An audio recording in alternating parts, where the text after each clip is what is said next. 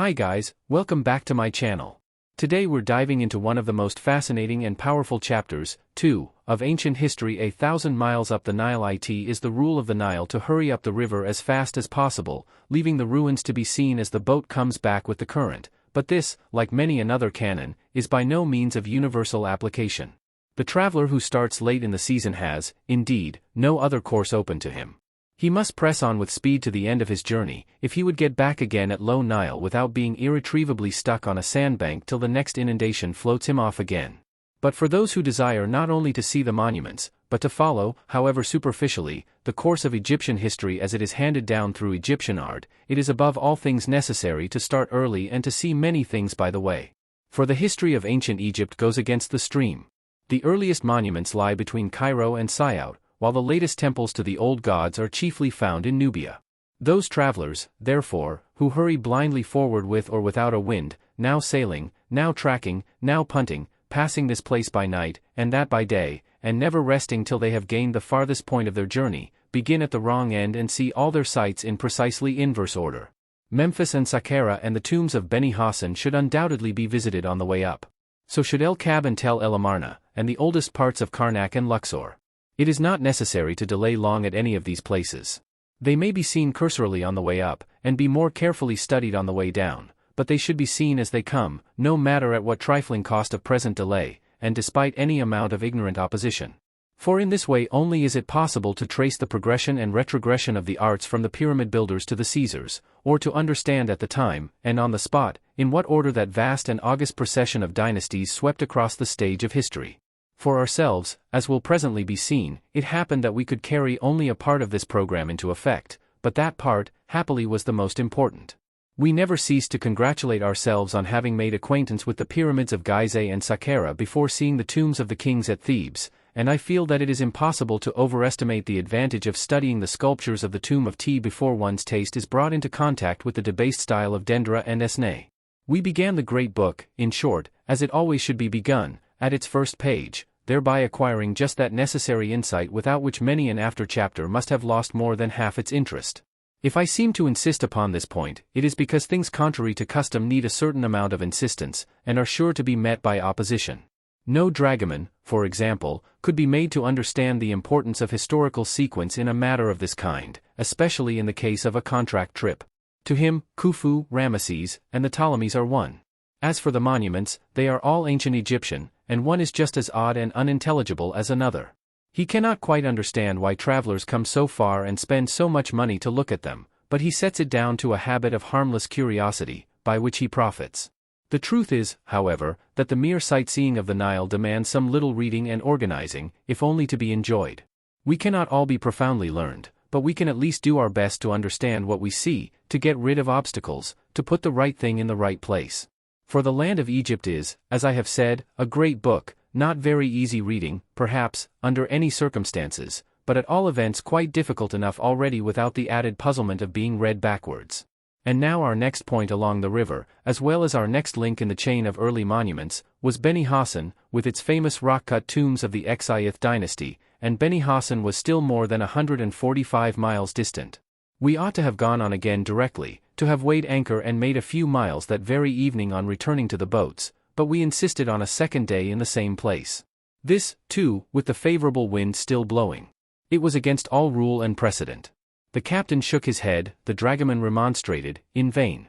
"You will come to learn the value of a wind, when you have been longer on the Nile," said the latter, with that air of melancholy resignation which he always assumed when not allowed to have his own way. He was an indolent good-tempered man, spoke English fairly well, and was perfectly manageable, but that air of resignation came to be aggravating in time.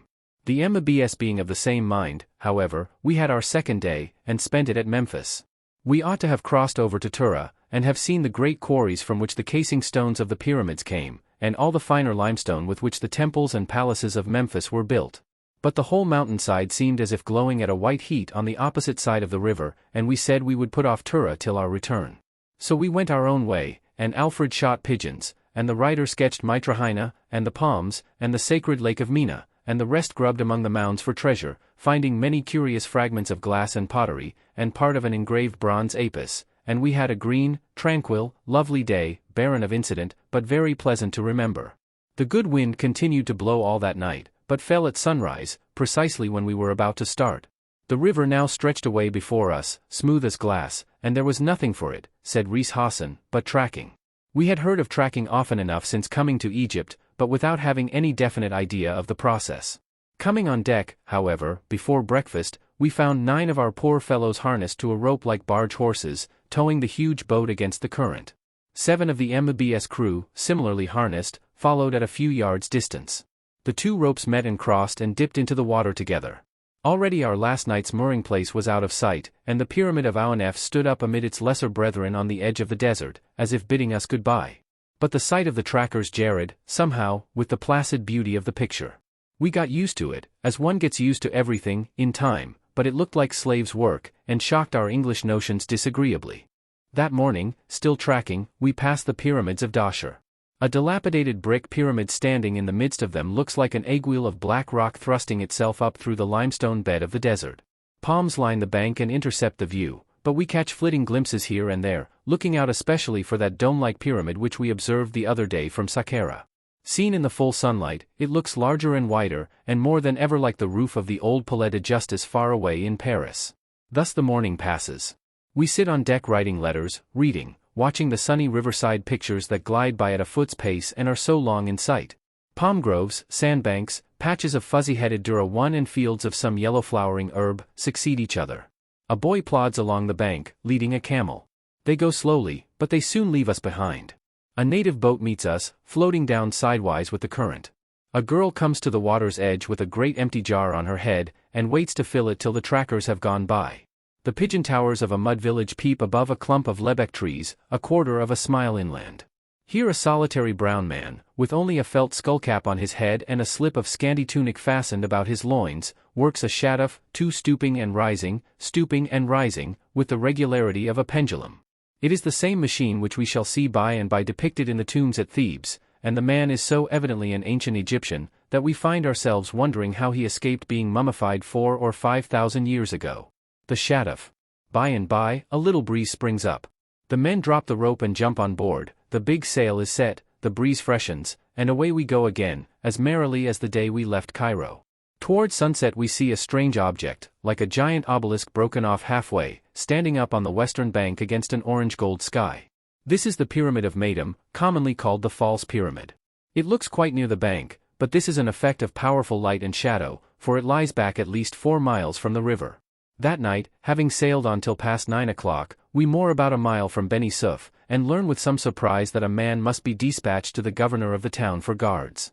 Not that anything ever happened to anybody at Beni Suef, says Ptolemy, but that the place is supposed not to have a first-rate reputation. If we have guards, we at all events make the governor responsible for our safety and the safety of our possessions. So the guards are sent for, and being posted on the bank, snore loudly all night long, just outside our windows. Meanwhile the wind shifts round to the south, and next morning it blows full in our faces. The men, however, track up to Beni Suef to a point where the buildings come down to the water's edge and the towing path ceases, and there we lay to for a while among a fleet of filthy native boats, close to the landing place. The approach to Beni Suef is rather pretty. The Khedive has an Italian-looking villa here, which peeps up white and dazzling from the midst of a thickly wooded park. The town lies back a little from the river. A few coffee-houses and a kind of promenade face the landing place, and a mosque built to the verge of the bank stands out picturesquely against the bend of the river.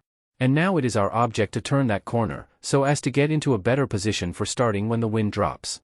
The current here runs deep and strong, so that we have both wind and water dead against us. Half our men clamber round the corner like cats, carrying the rope with them, the rest keep the dahabeah off the bank with punting poles. The rope strains, a pole breaks, we struggle forward a few feet, and can get no farther. Then the men rest a while, try again, and are again defeated. So the fight goes on. The promenade and the windows of the mosque become gradually crowded with lookers-on. Some 3 or 4 cloaked and bearded men have chairs brought, and sit gravely smoking their chibuks on the bank above, enjoying the entertainment. Meanwhile the water carriers come and go, filling their goatskins at the landing place, donkeys and camels are brought down to drink, girls in dark blue gowns and coarse black veils come with huge water jars laid sidewise upon their heads, and, having filled and replaced them upright, walk away with stately steps, as if each ponderous vessel were a crown. So the day passes. Driven back again and again, but still resolute, our sailors, by dint of sheer doggedness, get us round the bad corner at last. The Bagstones follow suit a little later, and we both moor about a quarter of a mile above the town. Then follows a night of adventures. Again our guards sleep profoundly, but the bad characters of Beni Suef are very wide awake. One gentleman, actuated no doubt by the friendliest motives, pays a midnight visit to the Bagstones, but being detected, chased, and fired at, escapes by jumping overboard. Our turn comes about 2 hours later, when the writer, happening to be awake, hears a man swim softly round the Falai. To strike a light and frighten everybody into sudden activity is the work of a moment. The whole boat is instantly in an uproar. Lanterns are lighted on deck, a patrol of sailors is set, Talamy loads his gun, and the thief slips away in the dark, like a fish. The guards, of course, slept sweetly through it all. Honest fellows. They were paid a shilling a night to do it, and they had nothing on their minds. Having lodged a formal complaint next morning against the inhabitants of the town, we received a visit from a sallow personage clad in a long black robe and a voluminous white turban. This was the chief of the guards. He smoked a great many pipes, drank numerous cups of coffee, listened to all we had to say, looked wise, and finally suggested that the number of our guards should be doubled. I ventured to object that if they slept unanimously, 40 would not be of much more use than 4. Whereupon he rose, drew himself to his full height, touched his beard, and said with a magnificent melodramatic air, "If they sleep, they shall be bastinadoed till they die." And now our good luck seemed to have deserted us. For 3 days and nights the adverse wind continued to blow with such force that the men could not even track against it. Moored under that dreary bank, we saw our 10 days' start melting away, and could only make the best of our misfortunes. Happily the long island close by, and the banks on both sides of the river, were populous with sandgrouse, so Alfred went out daily with his faithful George and his unerring gun, and brought home game in abundance, while we took long walks, sketched boats and camels, and chaffered with native women for silver torques and bracelets. These torques, in Arabic talk, are tubular but massive, penannular, about as thick as one's little finger, and finished with a hook at one end and a twisted loop at the other. The girls would sometimes put their veils aside and make a show of bargaining, but more frequently, after standing for a moment with great wondering black velvety eyes staring shyly into ours, they would take fright like a troop of startled deer, and vanish with shrill cries, half of laughter, half of terror. At Beni Suef we encountered our first sandstorm. It came down the river about noon, showing like a yellow fog on the horizon, and rolling rapidly before the wind. It tore the river into angry waves, and blotted out the landscape as it came. The distant hills disappeared first, then the palms beyond the island, then the boats close by. Another second, and the air was full of sand. The whole surface of the plain seemed in motion. The banks rippled. The yellow dust poured down through every rift and cleft in hundreds of tiny cataracts. But it was a sight not to be looked upon with impunity. Hair, eyes, mouth, ears, were instantly filled, and we were driven to take refuge in the saloon. Here, although every window and door had been shut before the storm came, the sand found its way in clouds. Books, papers, carpets, were covered with it, and it settled again as fast as it was cleared away. This lasted just 1 hour, and was followed by a burst of heavy rain, after which the sky cleared and we had a lovely afternoon. From this time forth, we saw no more rain in Egypt. At length, on the morning of the 4th day after our first appearance at Beni Suef and the 7th since leaving Cairo, the wind veered round again to the north, and we once more got under way. It was delightful to see the big sail again towering up overhead, and to hear the swish of the water under the cabin windows, but we were still 109 miles from Rhoda, and we knew that nothing but an extraordinary run of luck could possibly get us there by the 23rd of the month, with time to see Beni Hassan on the way. Meanwhile, however, we make fair progress, mooring at sunset when the wind falls, about 3 miles north of Biba. Next day, by help of the same light breeze which again springs up a little after dawn, we go at a good pace between flat banks fringed here and there with palms, and studded with villages more or less picturesque. There is not much to see, and yet one never wants for amusement. Now we pass an island of sandbank covered with snow-white paddy birds, which rise tumultuously at our approach. Next comes Biba perched high along the edge of the precipitous bank, its odd-looking Coptic convent roofed all over with little mud domes, like a cluster of earth bubbles. By and by we pass a deserted sugar factory, with shattered windows and a huge, gaunt, blackened chimney, worth of Birmingham or Sheffield. And now we catch a glimpse of the railway, and hear the last scream of a departing engine. At night, we moor within sight of the factory chimneys and hydraulic tubes of Magaga, and next day get on nearly to Galasene, which is the last station town before Mini. It is now only too clear that we must give up all thought of pushing on to Beni Hassan before the rest of the party shall come on board. We have reached the evening of our 9th day. We are still 48 miles from Rhoda, and another adverse wind might again delay us indefinitely on the way. All risks taken into account, we decide to put off our meeting till the 24th, and transfer the appointment to Minnie, thus giving ourselves time to track all the way in case of need. So an Arabic telegram is concocted, and our fleetest runner starts off with it to Galasene before the office closes for the night. The breeze, however, does not fail, but comes back next morning with the dawn. Having passed Galasene, we come to a wide reach in the river, at which point we are honored by a visit from a Moslem santon of peculiar sanctity, named Holy Sheikh Cotton. Now Holy Sheikh Cotton, who is a well-fed, healthy-looking young man of about 30, makes his first appearance swimming, with his garments twisted into a huge turban on the top of his head, and only his chin above water. Having made his toilet in the small boat, he presents himself on deck, and receives an enthusiastic welcome. Rees Hassan hugs him, the pilot kisses him, the sailors come up one by one, bringing little tributes of tobacco and piastres which he accepts with the air of a pope receiving Peter's pence. All dripping as he is, and smiling like an affable Triton, he next proceeds to touch the tiller, the ropes, and the ends of the yards, in order, says Ptolemy, to make them holy, and then, with some kind of final charm or muttered incantation, he plunges into the river again, and swims off to repeat the same performance on board the Bagstones. From this moment the prosperity of our voyage is assured. The captain goes about with a smile on his stern face, and the crew look as happy as if we had given them a guinea. For nothing can go wrong with a dahabeah that has been made holy by Holy Sheikh Cotton. We are certain now to have favorable winds, to pass the cataract without accident, to come back in health and safety, as we set out. But what, it may be asked, has Holy Sheikh Cotton done to make his blessing so efficacious? He gets money in plenty, he fasts no oftener than other Mohammedans, he has 2 wives, he never does a stroke of work, and he looks the picture of sleek prosperity. Yet he is a saint of the first water, and when he dies, miracles will be performed at his tomb, and his eldest son will succeed him in the business. We had the pleasure of becoming acquainted with a good many saints in the course of our eastern travels, but I do not know that we ever found they had done anything to merit the position. One very horrible old man named Sheikh Salim has, it is true, been sitting on a dirt heap near Farshut, unclothed, unwashed, unshaven, for the last half-century or more, never even lifting his hand to his mouth to feed himself, but Sheikh Cotton had gone to no such pious lengths, and was not even dirty. We are by this time drawing towards a range of yellow cliffs that have long been visible on the horizon, and which figure in the maps as Gebel-et-Ter. The Arabian desert has been closing up on the eastern bank for some time past, and now rolls on in undulating drifts to the water's edge. Yellow boulders crop out here and there above the mounded sand, which looks as if it might cover many a forgotten temple. Presently the clay bank is gone, and a low barrier of limestone rock, black and shiny next the waterline, has taken its place.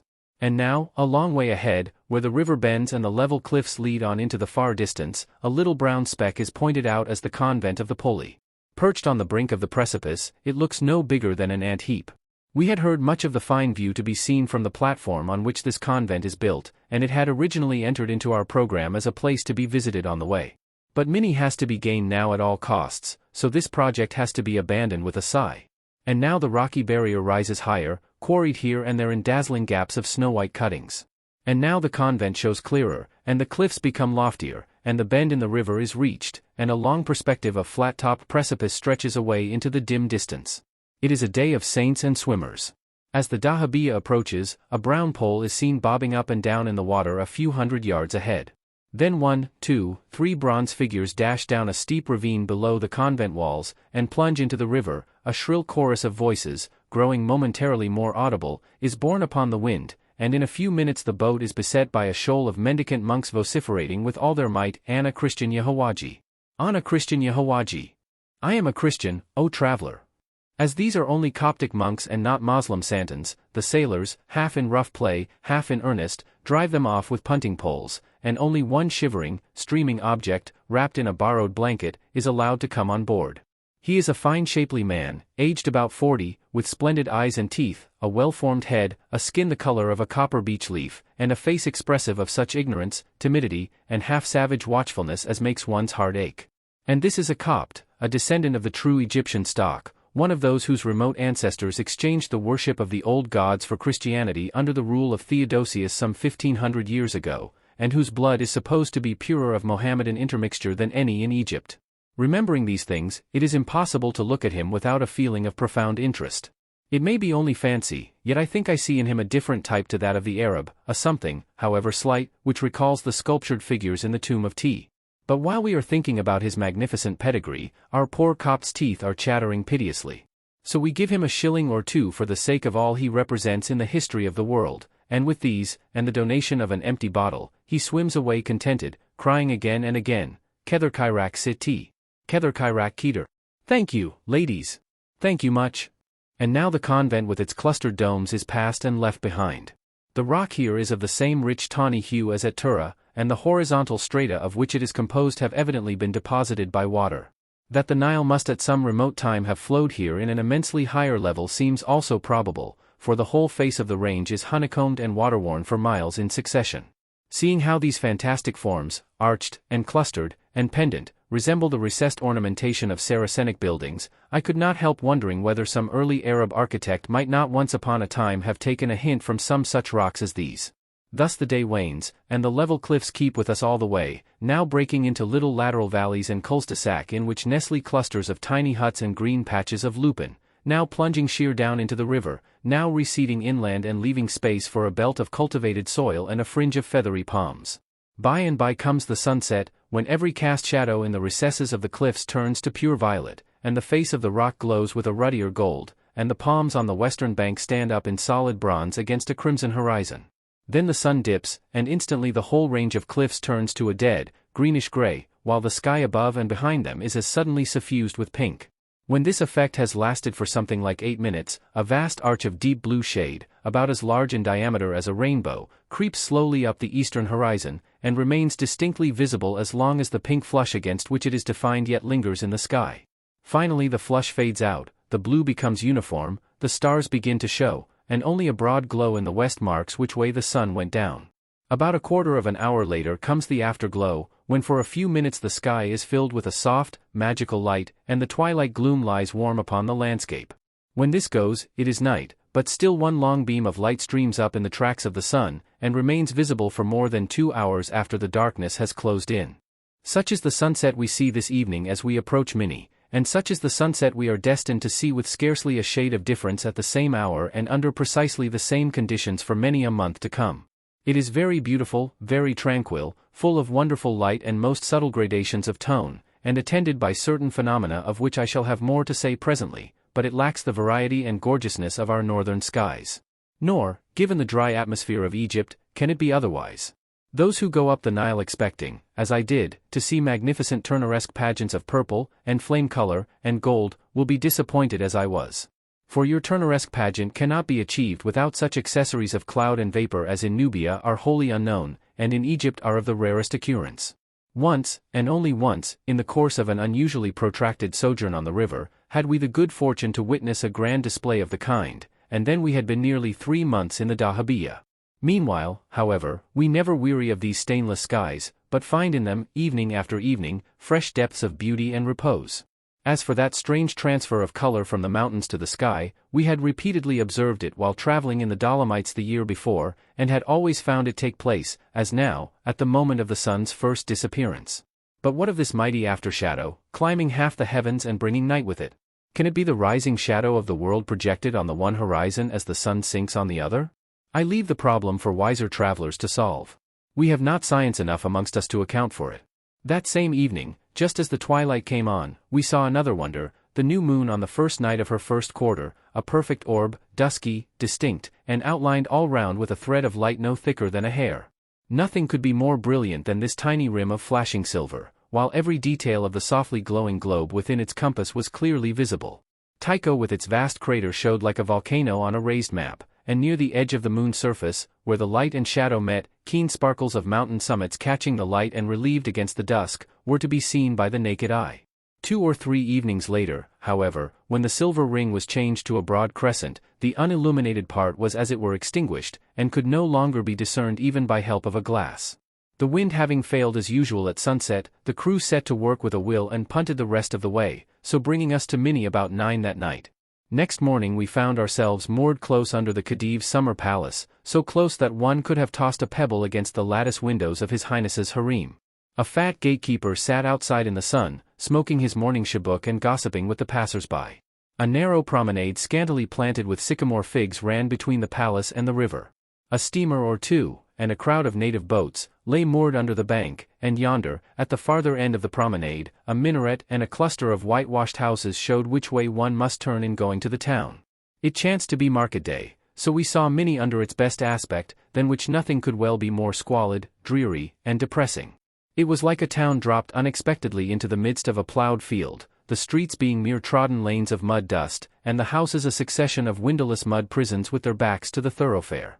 The bazaar, which consists of 2 or 3 lanes a little wider than the rest, is roofed over here and there with rotting palm rafters and bits of tattered matting, while the market is held in a space of waste ground outside the town. The former, with its little cupboard-like shops in which the merchants sit cross-legged like shabby old idols in shabby old shrines, the ill-furnished shelves, the familiar Manchester goods, the gaudy native stuffs, the old red saddles and faded rugs hanging up for sale, the smart Greek stores where Bass's ale, claret, curacao, cyprus, vermouth, cheese, pickles, sardines, Worcester sauce, blacking, biscuits, preserved meats, candles, cigars, matches, sugar, salt, stationery, fireworks, jams, and patent medicines can all be bought at one fell swoop, the native cook's shop exhaling savory perfumes of kebabs and lentil soup, and presided over by an Abyssinian sawyer blacker than the blackest historical personage ever was painted, the surging, elbowing, clamorous crowd, the donkeys, the camels, the street cries, the chatter, the dust, the flies, the fleas, and the dogs, all put us in mind of the poorer quarters of Cairo. In the market, it is even worse. Here are hundreds of country folk sitting on the ground behind their baskets of fruits and vegetables. Some have eggs, butter, and buffalo cream for sale, while others sell sugar canes, limes, cabbages, tobacco, barley, dried lentils, split beans, maize, wheat, and durra. The women go to and fro with bouquets of live poultry. The chickens scream, the sellers rave, the buyers bargain at the top of their voices, the dust flies in clouds, the sun pours down floods of light and heat, you can scarcely hear yourself speak, and the crowd is as dense as that other crowd which at this very moment, on this very Christmas Eve, is circulating among the alleys of Leadenhall Market. The things were very cheap. 100 eggs cost about 14 pence in English money, chickens sold for 5 pence each, pigeons from 2d to 2d halfpenny, and fine live geese for 2 shillings a head. The turkeys, however, which were large and excellent, were priced as high as 3 and 6 pence, being about half as much as one pays in Middle and Upper Egypt for a lamb. A good sheep may be bought for 16 shillings or a pound. The MBS, who had no dragoman and did their own marketing, were very busy here, laying in store of fresh provision, bargaining fluently in Arabic, and escorted by a bodyguard of sailors. A solitary dom palm, the northernmost of its race and the first specimen one meets with on the Nile, grows in a garden adjoining this marketplace, but we could scarcely see it for the blinding dust. Now a dom palm is just the sort of tree that De Wint should have painted, odd, angular, with long forked stems, each of which terminates in a shock-headed crown of stiff finger-like fronds shading heavy clusters of big shiny nuts about the size of Jerusalem artichokes. It is, I suppose, the only nut in the world of which one throws away the kernel and eats the shell, but the kernel is as hard as marble, while the shell is fibrous, and tastes like stale gingerbread. The dom palm must bifurcate, for bifurcation is the law of its being, but I could never discover whether there was any fixed limit to the number of stems into which it might subdivide. At the same time, I do not remember to have seen any with less than 2 heads or more than 6. Coming back through the town, we were accosted by a withered one-eyed hag like a reanimated mummy, who offered to tell us our fortunes. Before her lay a dirty rag of handkerchief full of shells, pebbles, and chips of broken glass and pottery.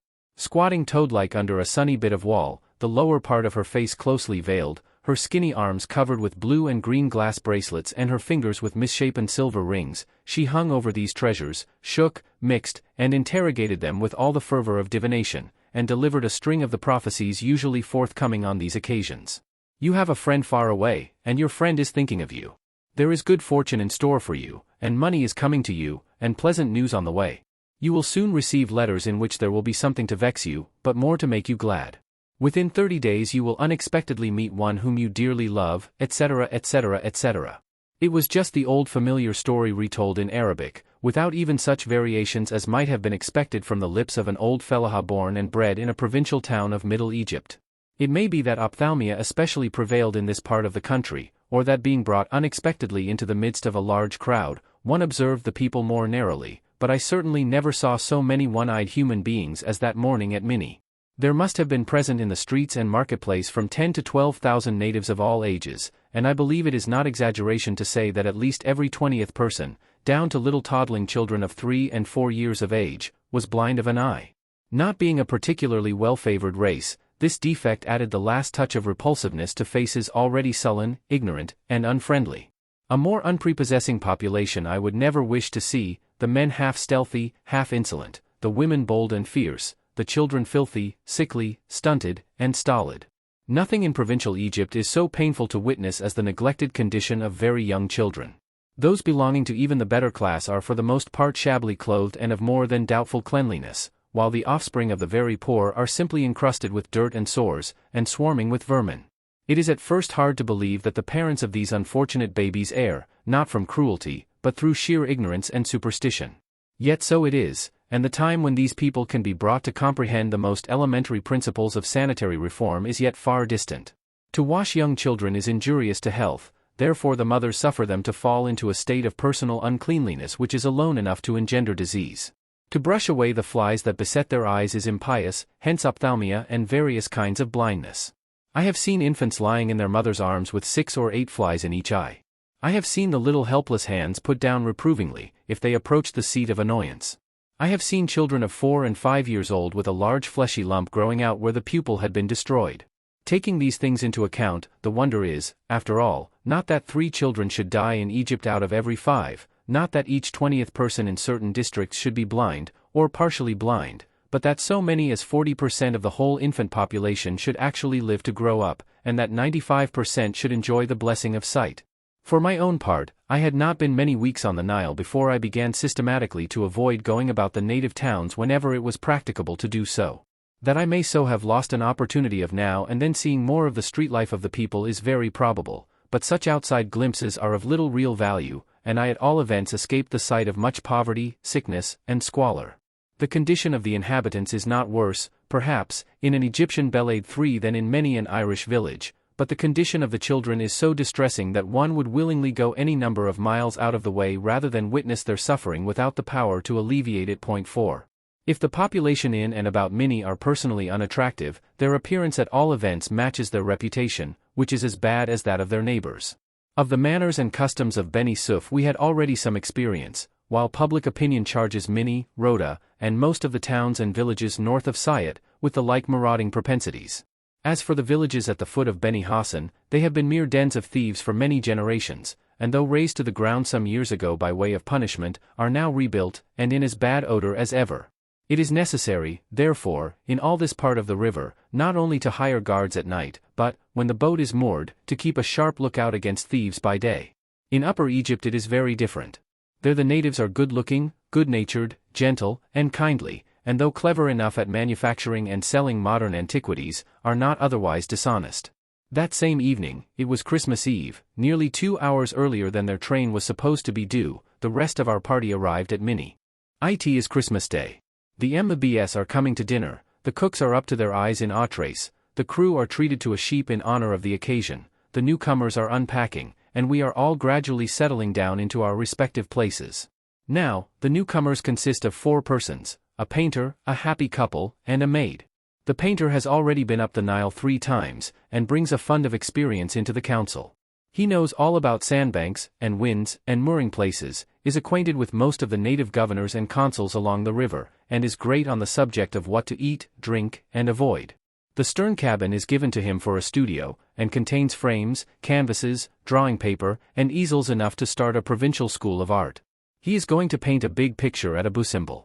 The happy couple, it is unnecessary to say, are on their wedding tour. In point of fact, they have not yet been married a month. The bridegroom is what the world chooses to call an idle man, that is to say, he has scholarship, delicate health, and leisure. The bride, for convenience, shall be called the little lady. Of people who are struggling through that helpless phase of human life called the honeymoon, it is not fair to say more than that they are both young enough to make the situation interesting. Meanwhile the deck must be cleared of the new luggage that has come on board, and the day passes in a confusion of unpacking, arranging, and putting away. Such running to and fro as there is down below, such turning out of boxes and knocking up of temporary shelves, such talking, and laughing, and hammering. Nor is the bustle confined to downstairs. Talamy and the waiters are just as busy above, adorning the upper deck with palm branches and hanging the boat all round with rows of colored lanterns. One can hardly believe, however, that it is Christmas Day, that there are fires blazing at home in every room, that the church field, perhaps, is white with snow, and that the familiar bells are ringing merrily across the frosty air. Here at midday it is already too hot on deck without the awning, and when we moor toward sunset near a riverside village in a grove of palms, the cooler air of evening is delicious. There is novelty in even such a commonplace matter as dining out, on the Nile. You go and return in your felucca, as if it were a carriage, and your entertainers summon you by firing a dinner gun, instead of sounding a gong. Wise people who respect the feelings of their cooks fire a dressing gun as well, for watches soon differ in a hopeless way for want of the church clock to set them by, and it is always possible that host and guest may be an hour or two apart in their reckoning. The customary guns having therefore been fired, and the party assembled, we sat down to one of Cook Bedoye's prodigious banquets. Not, however, till the plum pudding, blazing demoniacally, appeared upon the scene, did any of us succeed in believing that it was really Christmas Day. Nothing could be prettier or gayer than the spectacle that awaited us when we rose from table. 150 colored lanterns outlined the boat from end to end, sparkled up the masts, and cast broken reflections in the moving current. The upper deck, hung with flags and partly closed in with awnings, looked like a bower of palms. The stars and the crescent moon shone overhead. Dim outlines of trees and headlands, and a vague perspective of gleaming river, were visible in the distance, while a light gleamed now and then in the direction of the village, or a dusky figure flitted along the bank. Meanwhile, there was a sound of revelry by night, for our sailors had invited the Bagstone's crew to unlimited coffee and tobacco, and had quite a large party on the lower deck. They drummed, they sang, they danced, they dressed up, improvised a comic scene, and kept their audience in a roar. Rees Hawson did the honors. George, Talamy, and the maid sat apart at the second table and sipped their coffee genteelly. We looked on and applauded. At 10 o'clock a pan of magnesium powder was burned, and our fantasia ended with a blaze of light, like a pantomime. In Egypt, by the way, any entertainment which is enlivened by music, dancing, or fireworks is called a fantasia. And now, sometimes sailing, sometimes tracking, sometimes punting, we go on day by day, making what speed we can. Things do not, of course, always fall out exactly as one would have them. The wind too often fails when we most need it, and gets up when there is something to be seen on shore. Thus, after a whole morning of tracking, we reach Beni Hassan at the moment when a good breeze has suddenly filled our sails for the first time in 48 hours, and so, yielding to counsels which we afterwards deplored, we pass on with many a longing look at the terrace doorways pierced along the cliffs. At Rhoda, in the same way, we touch for only a few minutes to post and inquire for letters, and put off till our return the inland excursion to Deir el Nakhel, where is to be seen the famous painting of the Colossus on the sledge. But sights deferred are fated sometimes to remain unseen, as we found by and by to our exceeding loss and regret. Meanwhile, the skies are always cloudless, the days warm, the evenings exquisite. We of course live very much in the open air. When there is no wind, we land and take long walks by the riverside. When on board, we sketch, write letters, read Champollion, Bunsen, and Sir Gardner Wilkinson, and work hard at Egyptian dynasties. The sparrows and water wagtails perch familiarly on the awnings and hop about the deck, the cocks and hens chatter, the geese cackle, the turkeys gobble in their coops close by, and our sacrificial sheep, leading a solitary life in the felucca, comes baaing in the rear. Sometimes we have as many as 100 chickens on board, to say nothing of pigeons and rabbits, and 2 or even 3 sheep in the felucca. The poultry yard is railed off, however, at the extreme end of the stern, so that the creatures are well away from the drawing-room, and when we moor at a suitable place, they are let out for a few hours to peck about the banks and enjoy their liberty. And the little lady feed these hapless prisoners with breakfast scraps every morning, to the profound amusement of the steersman, who, unable to conceive any other motive, imagines they are fatting them for table. Such is our Noah's Ark life, pleasant, peaceful, and patriarchal. Even on days when there is little to see and nothing to do, it is never dull. Trifling incidents which have for us the excitement of novelty are continually occurring. Other dahabiyas, their flags and occupants, are a constant source of interest. Meeting at mooring places for the night, we now and then exchange visits. Passing each other by day, we dip ensigns, fire salutes, and punctiliously observe the laws of maritime etiquette. Sometimes a Cook's excursion steamer hurries by, crowded with tourists, or a government tug towing 3 or 4 great barges closely packed with wretched-looking, half-naked fellaheen bound for forced labor on some new railway or canal. Occasionally we pass a dahabiya sticking fast upon a sandbank, and sometimes we stick on one ourselves. Then the men fly to their punting poles, or jump into the river like water dogs, and, grunting in melancholy cadence, shove the boat off with their shoulders. The birds, too, are new, and we are always looking out for them. Perhaps we see a top-heavy pelican balancing his huge yellow bill over the edge of the stream and fishing for his dinner, or a flight of wild geese trailing across the sky towards sunset, or a select society of vultures perched all in a row upon a ledge of rock, and solemn as the bench of bishops. Then there are the herons who stand on one leg and doze in the sun, the strutting hoopoe with their legendary topknots, the blue and green bee-eaters hovering over the uncut dura. The pied kingfisher, black and white like a magpie, sits fearlessly under the bank and never stirs, though the tow rope swings close above his head and the dahabia glides within a few feet of the shore. The paddy birds whiten the sandbanks by hundreds, and rise in a cloud at our approach. The sacred hawk, circling overhead, utters the same sweet, piercing, melancholy note that the pharaohs listened to of old. The scenery is for the most part of the ordinary Nile pattern, and for many a mile we see the same things over and over again: the level bank shelving down steeply to the river, the strip of cultivated soil, green with maize or tawny with dura, the frequent mud village and palm grove, the deserted sugar factory with its ungainly chimney and shattered windows, the water wheel slowly revolving with its necklace of pots, the shaduf worked by two brown athletes, the file of laden camels, the desert, all sandhills and sandplains, with its background of mountains, the long reach and the gleaming sail ahead. Sometimes, however, as at Kamahmar, we skirt the ancient brick mounds of some forgotten city, with fragments of arched foundations, and even of walls and doorways, reaching down to the water's edge, or, sailing close under ranges of huge perpendicular cliffs, as at Gebel Abu Feta, startle the cormorants from their haunts, and peer as we pass into the dim recesses of many a rock-cut tomb excavated just above the level of the inundation. Gebel Abu Feta. This Gebel Abu Feta has a bad name for sudden winds, especially at the beginning and end of the range, where the Nile bends abruptly and the valley opens out at right angles to the river. It is fine to see Rees Hassan, as we approach one of the worst of these bad bits, a point where two steep ravines divided by a bold headland command the passage like a pair of grim cannon, and rake it with blasts from the northeastern desert. Here the current, flowing deep and strong, is met by the wind and runs high in crested waves. Our little captain, kicking off his shoes, himself springs up the rigging and there stands silent and watchful. The sailors, ready to shift our mainsail at the word of command, cling some to the shoghole one and some to the end of the yard. The boat tears on before the wind, the great bluff looms up darker and nearer. Then comes a breathless moment. Then a sharp, sudden word from the little man in the main rigging, a yell and a whoop from the sailors, a slow, heavy lurch of the flapping sail, and the corner is turned in safety. The cliffs here are very fine, much loftier and less uniform than at Gebel Et Ter, rent into strange forms, as of sphinxes, cheese-o-rings, towers, and bastions, honeycombed with long ranges of rock-cut tombs, and undermined by water-washed caverns in which lurk a few lingering crocodiles. If at Gebel Et Ter the rock is worn into semblances of arabesque ornamentation, here it looks as if inscribed all over with mysterious records in characters not unlike the Hebrew. Records they are, too, of prehistoric days, chronicles of his own deeds carved by the great god Nile himself, the Hapamu of ancient time, but the language in which they are written has never been spoken by man. As for the rock-cut tombs of Gebel Abu Feta, they must number many hundreds.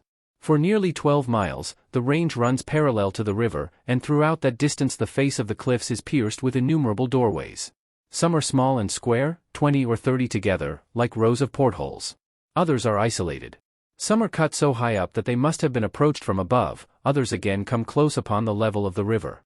Some of the doorways are faced to represent jambs and architraves, some, excavated laterally, appear to consist of a series of chambers, and are lit from without by small windows cut in the rock. One is approached by a flight of rough steps leading up from the water's edge, and another, hewn high in the face of the cliff, just within the mouth of a little ravine, shows a simple but imposing facade supported by 4 detached pillars. No modern travelers seem to visit these tombs, while those of the old school, as Wilkinson, Champollion, etc., dismiss them with a few observations. Yet, with the single exception of the mountains behind Thebes, there is not, I believe, any one spot in Egypt which contains such a multitude of sepulchral excavations. Many look, indeed, as if they might belong to the same interesting and early epoch as those of Beni Hassan. I may here mention that about halfway, or rather less than halfway, along the whole length of the range, I observed 2 large hieroglyphed stelae incised upon the face of a projecting mass of boldly rounded cliff at a height of perhaps 150 feet above the river. These stelae, apparently royal ovals, and sculptured as usual side by side, may have measured from 12 to 15 feet in height, but in the absence of any near object by which to scale them, I could form but a rough guess as to their actual dimensions. The boat was just then going so fast, that to sketch or take notes of the hieroglyphs was impossible. Before I could adjust my glass they were already in the rear, and by the time I had called the rest of the party together, they were no longer distinguishable. Coming back several months later, I looked for them again, but without success, for the intense midday sun was then pouring full upon the rocks, to the absolute obliteration of everything like shallow detail. While watching vainly, however, for the stele, I was compensated by the unexpected sight of a colossal bas-relief high up on the northward face of a cliff standing, so to say, at the corner of one of those little recesses or cul-de-sac which here and there break the uniformity of the range. The sculptural relief of this large subject was apparently very low, but, owing to the angle at which it met the light, one figure, which could not have measured less than 18 or 20 feet in height, was distinctly visible. I immediately drew L's attention to the spot, and she not only discerned the figure without the help of a glass, but believed like myself that she could see traces of a second. As neither the stele nor the bas-relief would seem to have been observed by previous travelers, I may add for the guidance of others that the round and tower-like rock upon which the former are sculptured lies about a mile to the southward of the Sheikah's tomb and palm tree, a strikingly picturesque bit which no one can fail to notice, and a little beyond some very large excavations near the water's edge, while the bas-relief is to be found at a short distance below the Coptic convent and cemetery. Having for nearly 12 miles skirted the base of Gebel Abu Feda, by far the finest panoramic stretch of rock scenery on this side of the Second Cataract, the Nile takes an abrupt bend to the eastward, and thence flows through many miles of cultivated flat. On coming to this sudden elbow, the wind which had hitherto been carrying us along at a pace but little inferior to that of a steamer, now struck us full on the beam, and drove the boat to shore with such violence that all the steersman could do was just to run the Falaise nose into the bank, and steer clear of some 10 or 12 native cangias that had been driven in before us. The bagstones rushed in next, and presently a large iron-built dahabeah, having come gallantly along under the cliffs with all sail set, was seen to make a vain struggle at the fatal corner, and then plunge headlong at the bank, like King Agib's ship upon the Lodestone Mountain. Imprisoned here all the afternoon, we exchanged visits of condolence with our neighbors in misfortune, had our ears nearly cut to pieces by the driving sand, and failed signally in the endeavor to take a walk on shore. Still the fury of the storm went on increasing. The wind howled, the river raced in turbid waves, the sand drove in clouds, and the face of the sky was darkened as if by a London fog. Meanwhile, one boat after another was hurried to shore, and before nightfall we numbered a fleet of some 20-odd craft, native and foreign. It took the united strength of both crews all next day to warp the falai and bagstones across the river by means of a rope and an anchor, an expedient that deserves special mention, not for its amazing novelty or ingenuity, but because our men declared it to be impracticable. Their fathers, they said, had never done it. Their fathers' fathers had never done it. Therefore, it was impossible. Being impossible, why should they attempt it?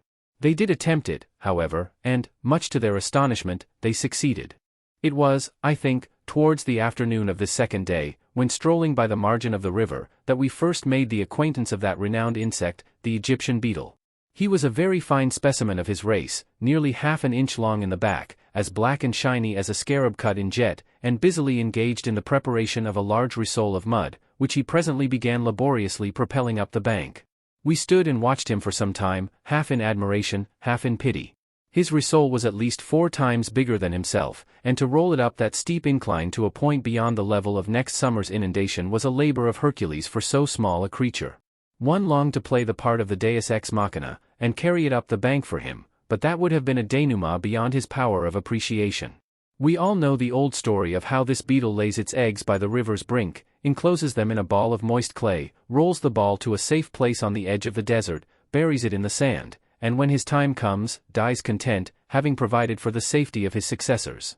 Hence his mythic fame, hence all the quaint symbolism that by degrees attached itself to his little person, and ended by investing him with a special sacredness which has often been mistaken for actual worship.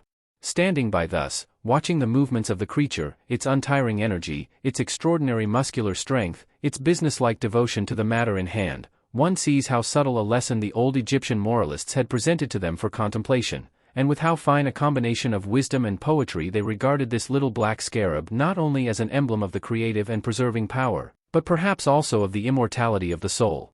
As a type, no insect has ever had so much greatness thrust upon him. He became a hieroglyph, and stood for a word signifying both to be and to transform.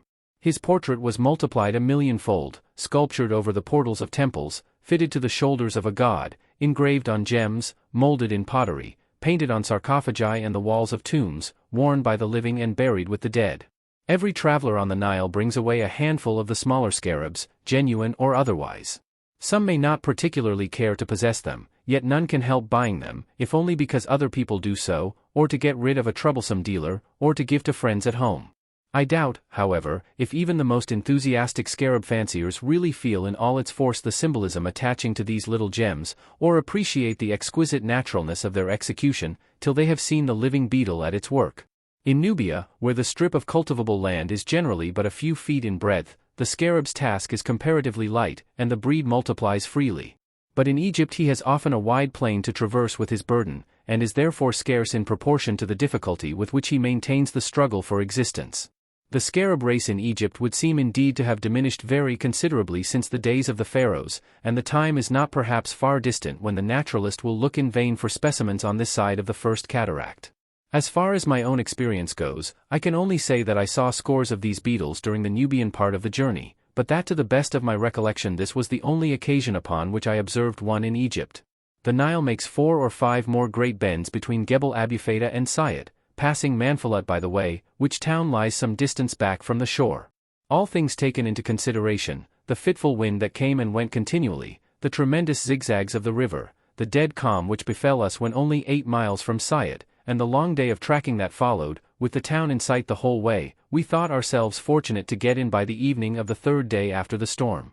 These last 8 miles are, however, for open, placid beauty, as lovely in their way as anything north of Thebes.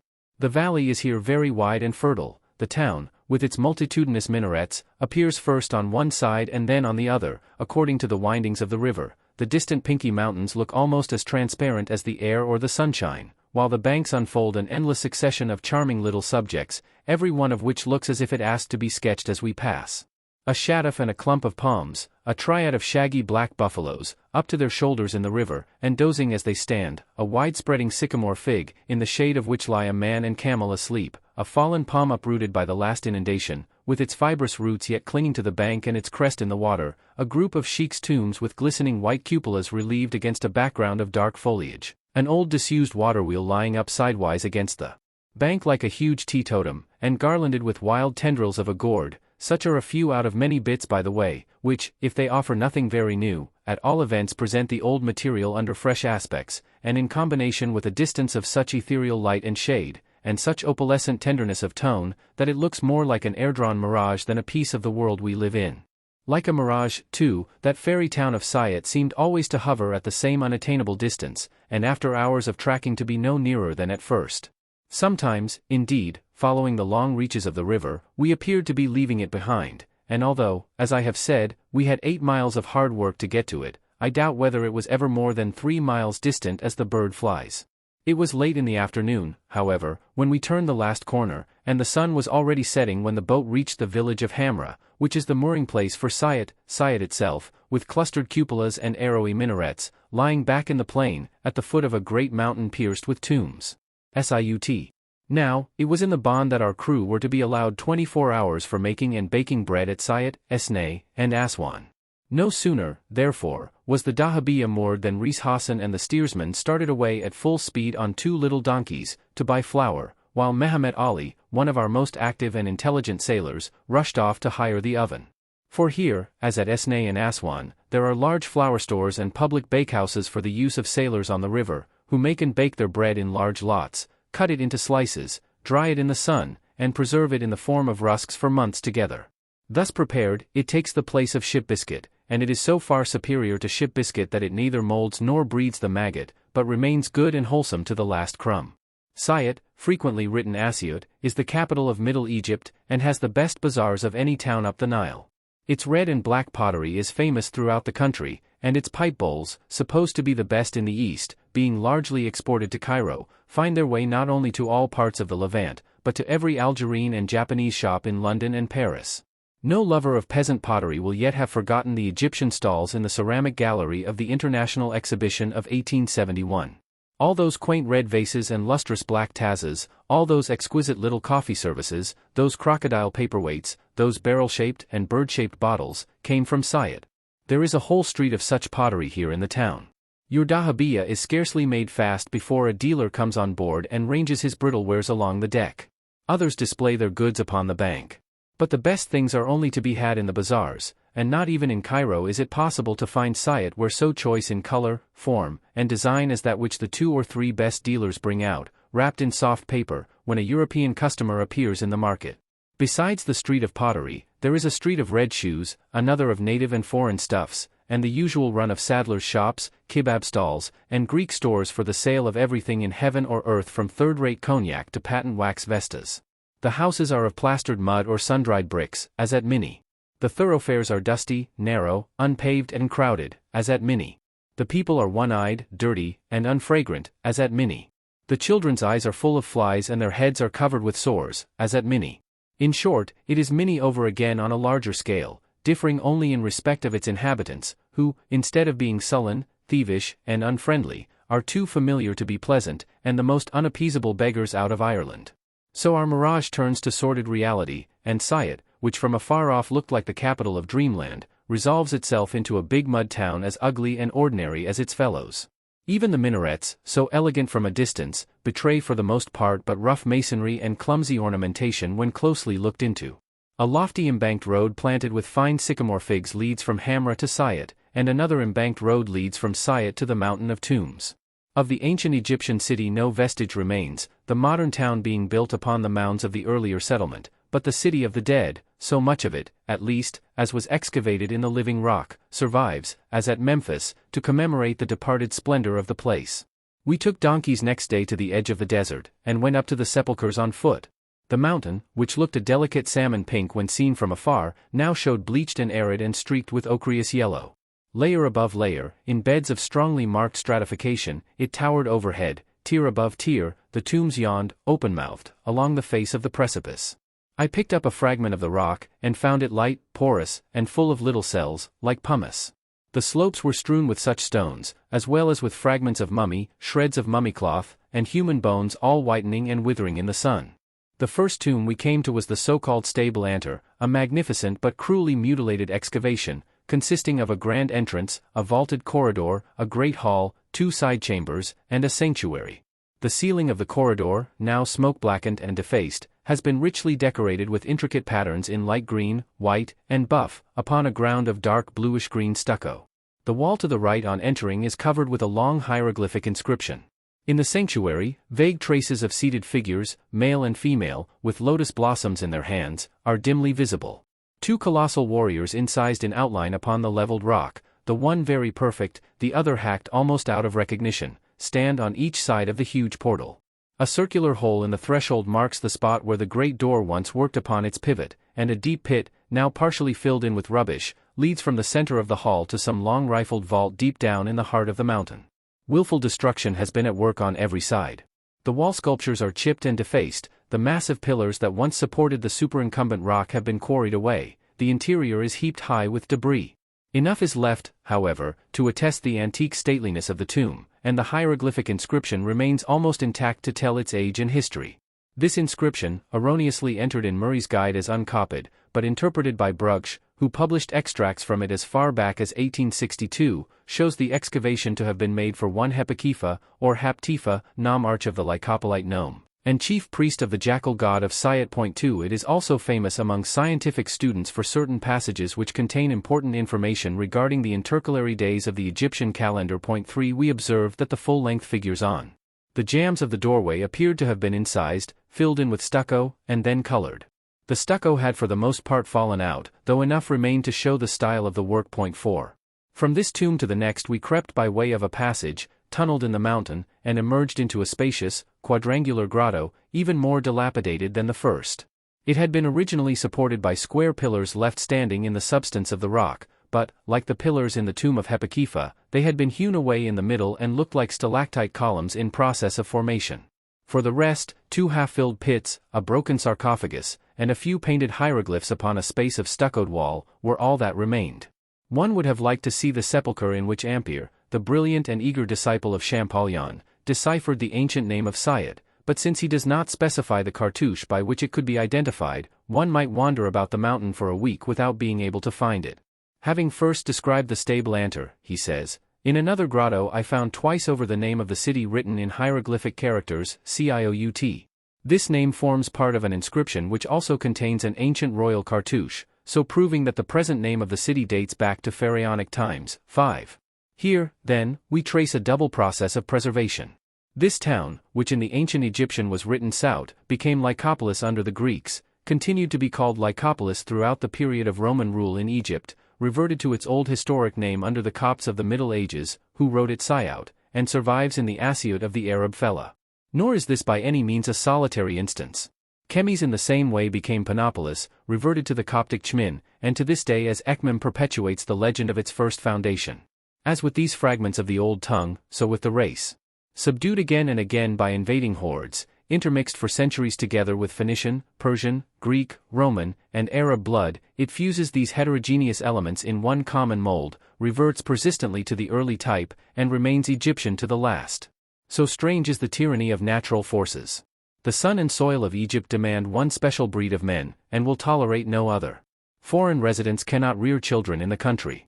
In the Isthmus of Suez, which is considered the healthiest part of Egypt, an alien population of 20,000 persons failed in the course of 10 years to rear one infant born upon the soil.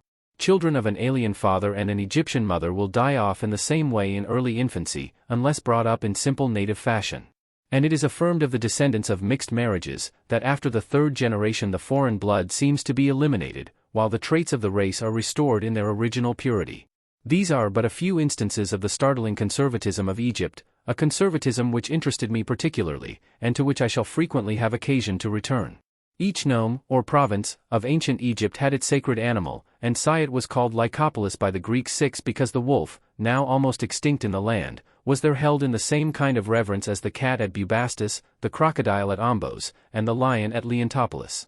Mummy wolves are, or used to be, found in the smaller tombs about the mountain, as well as mummy jackals, Anubis, the jackal-headed god, being the presiding deity of the district.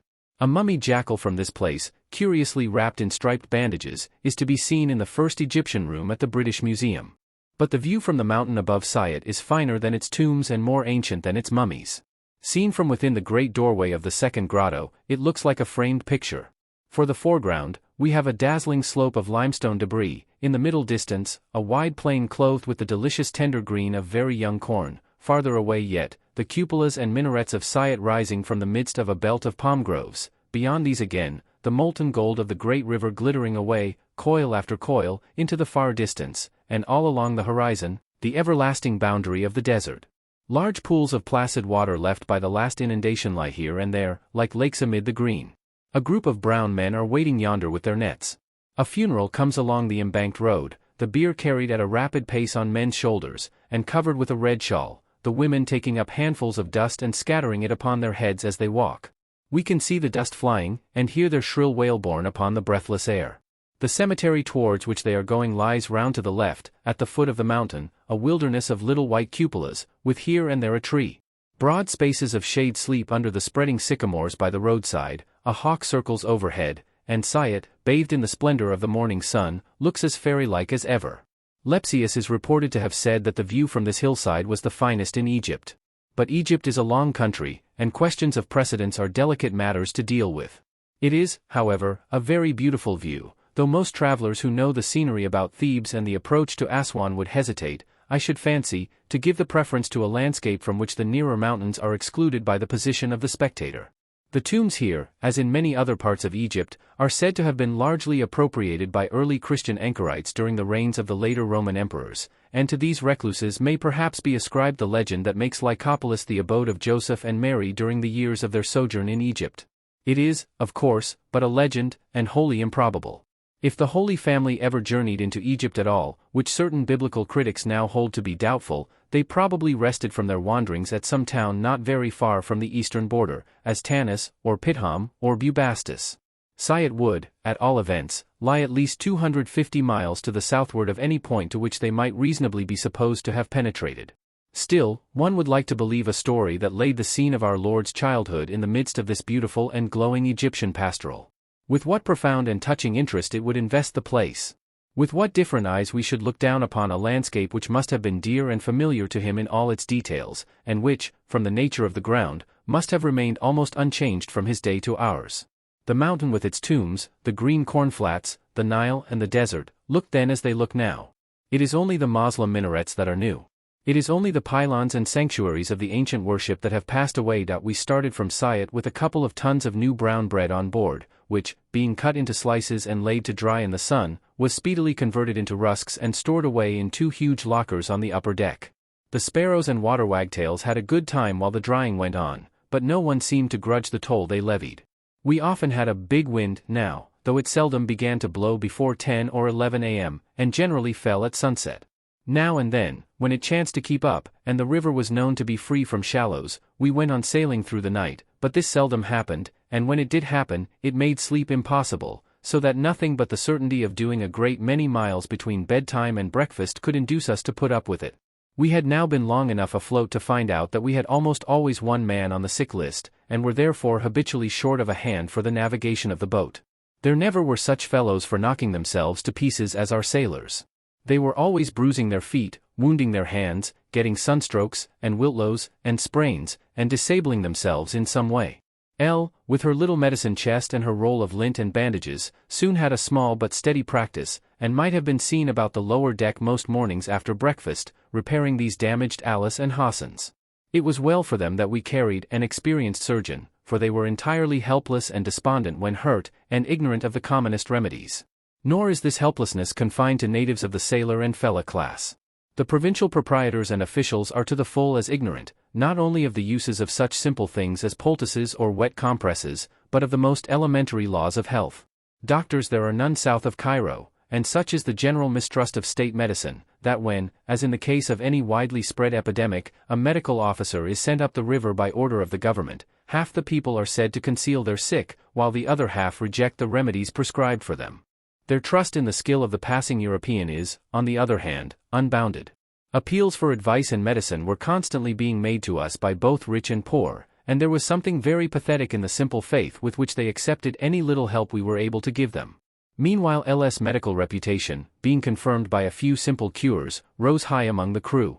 They called her the Hakim Sit, the doctor lady, obeyed her directions and swallowed her medicines as reverently as if she were the College of Surgeons personified, and showed their gratitude in all kinds of pretty, childlike ways, singing her favorite Arab song as they ran beside her donkey, searching for sculptured fragments whenever there were ruins to be visited, and constantly bringing her little gifts of pebbles and wild flowers. Above Siyat, the picturesqueness of the river is confined for the most part to the eastern bank. We have almost always a near range of mountains on the Arabian side, and a more distant chain on the Libyan horizon.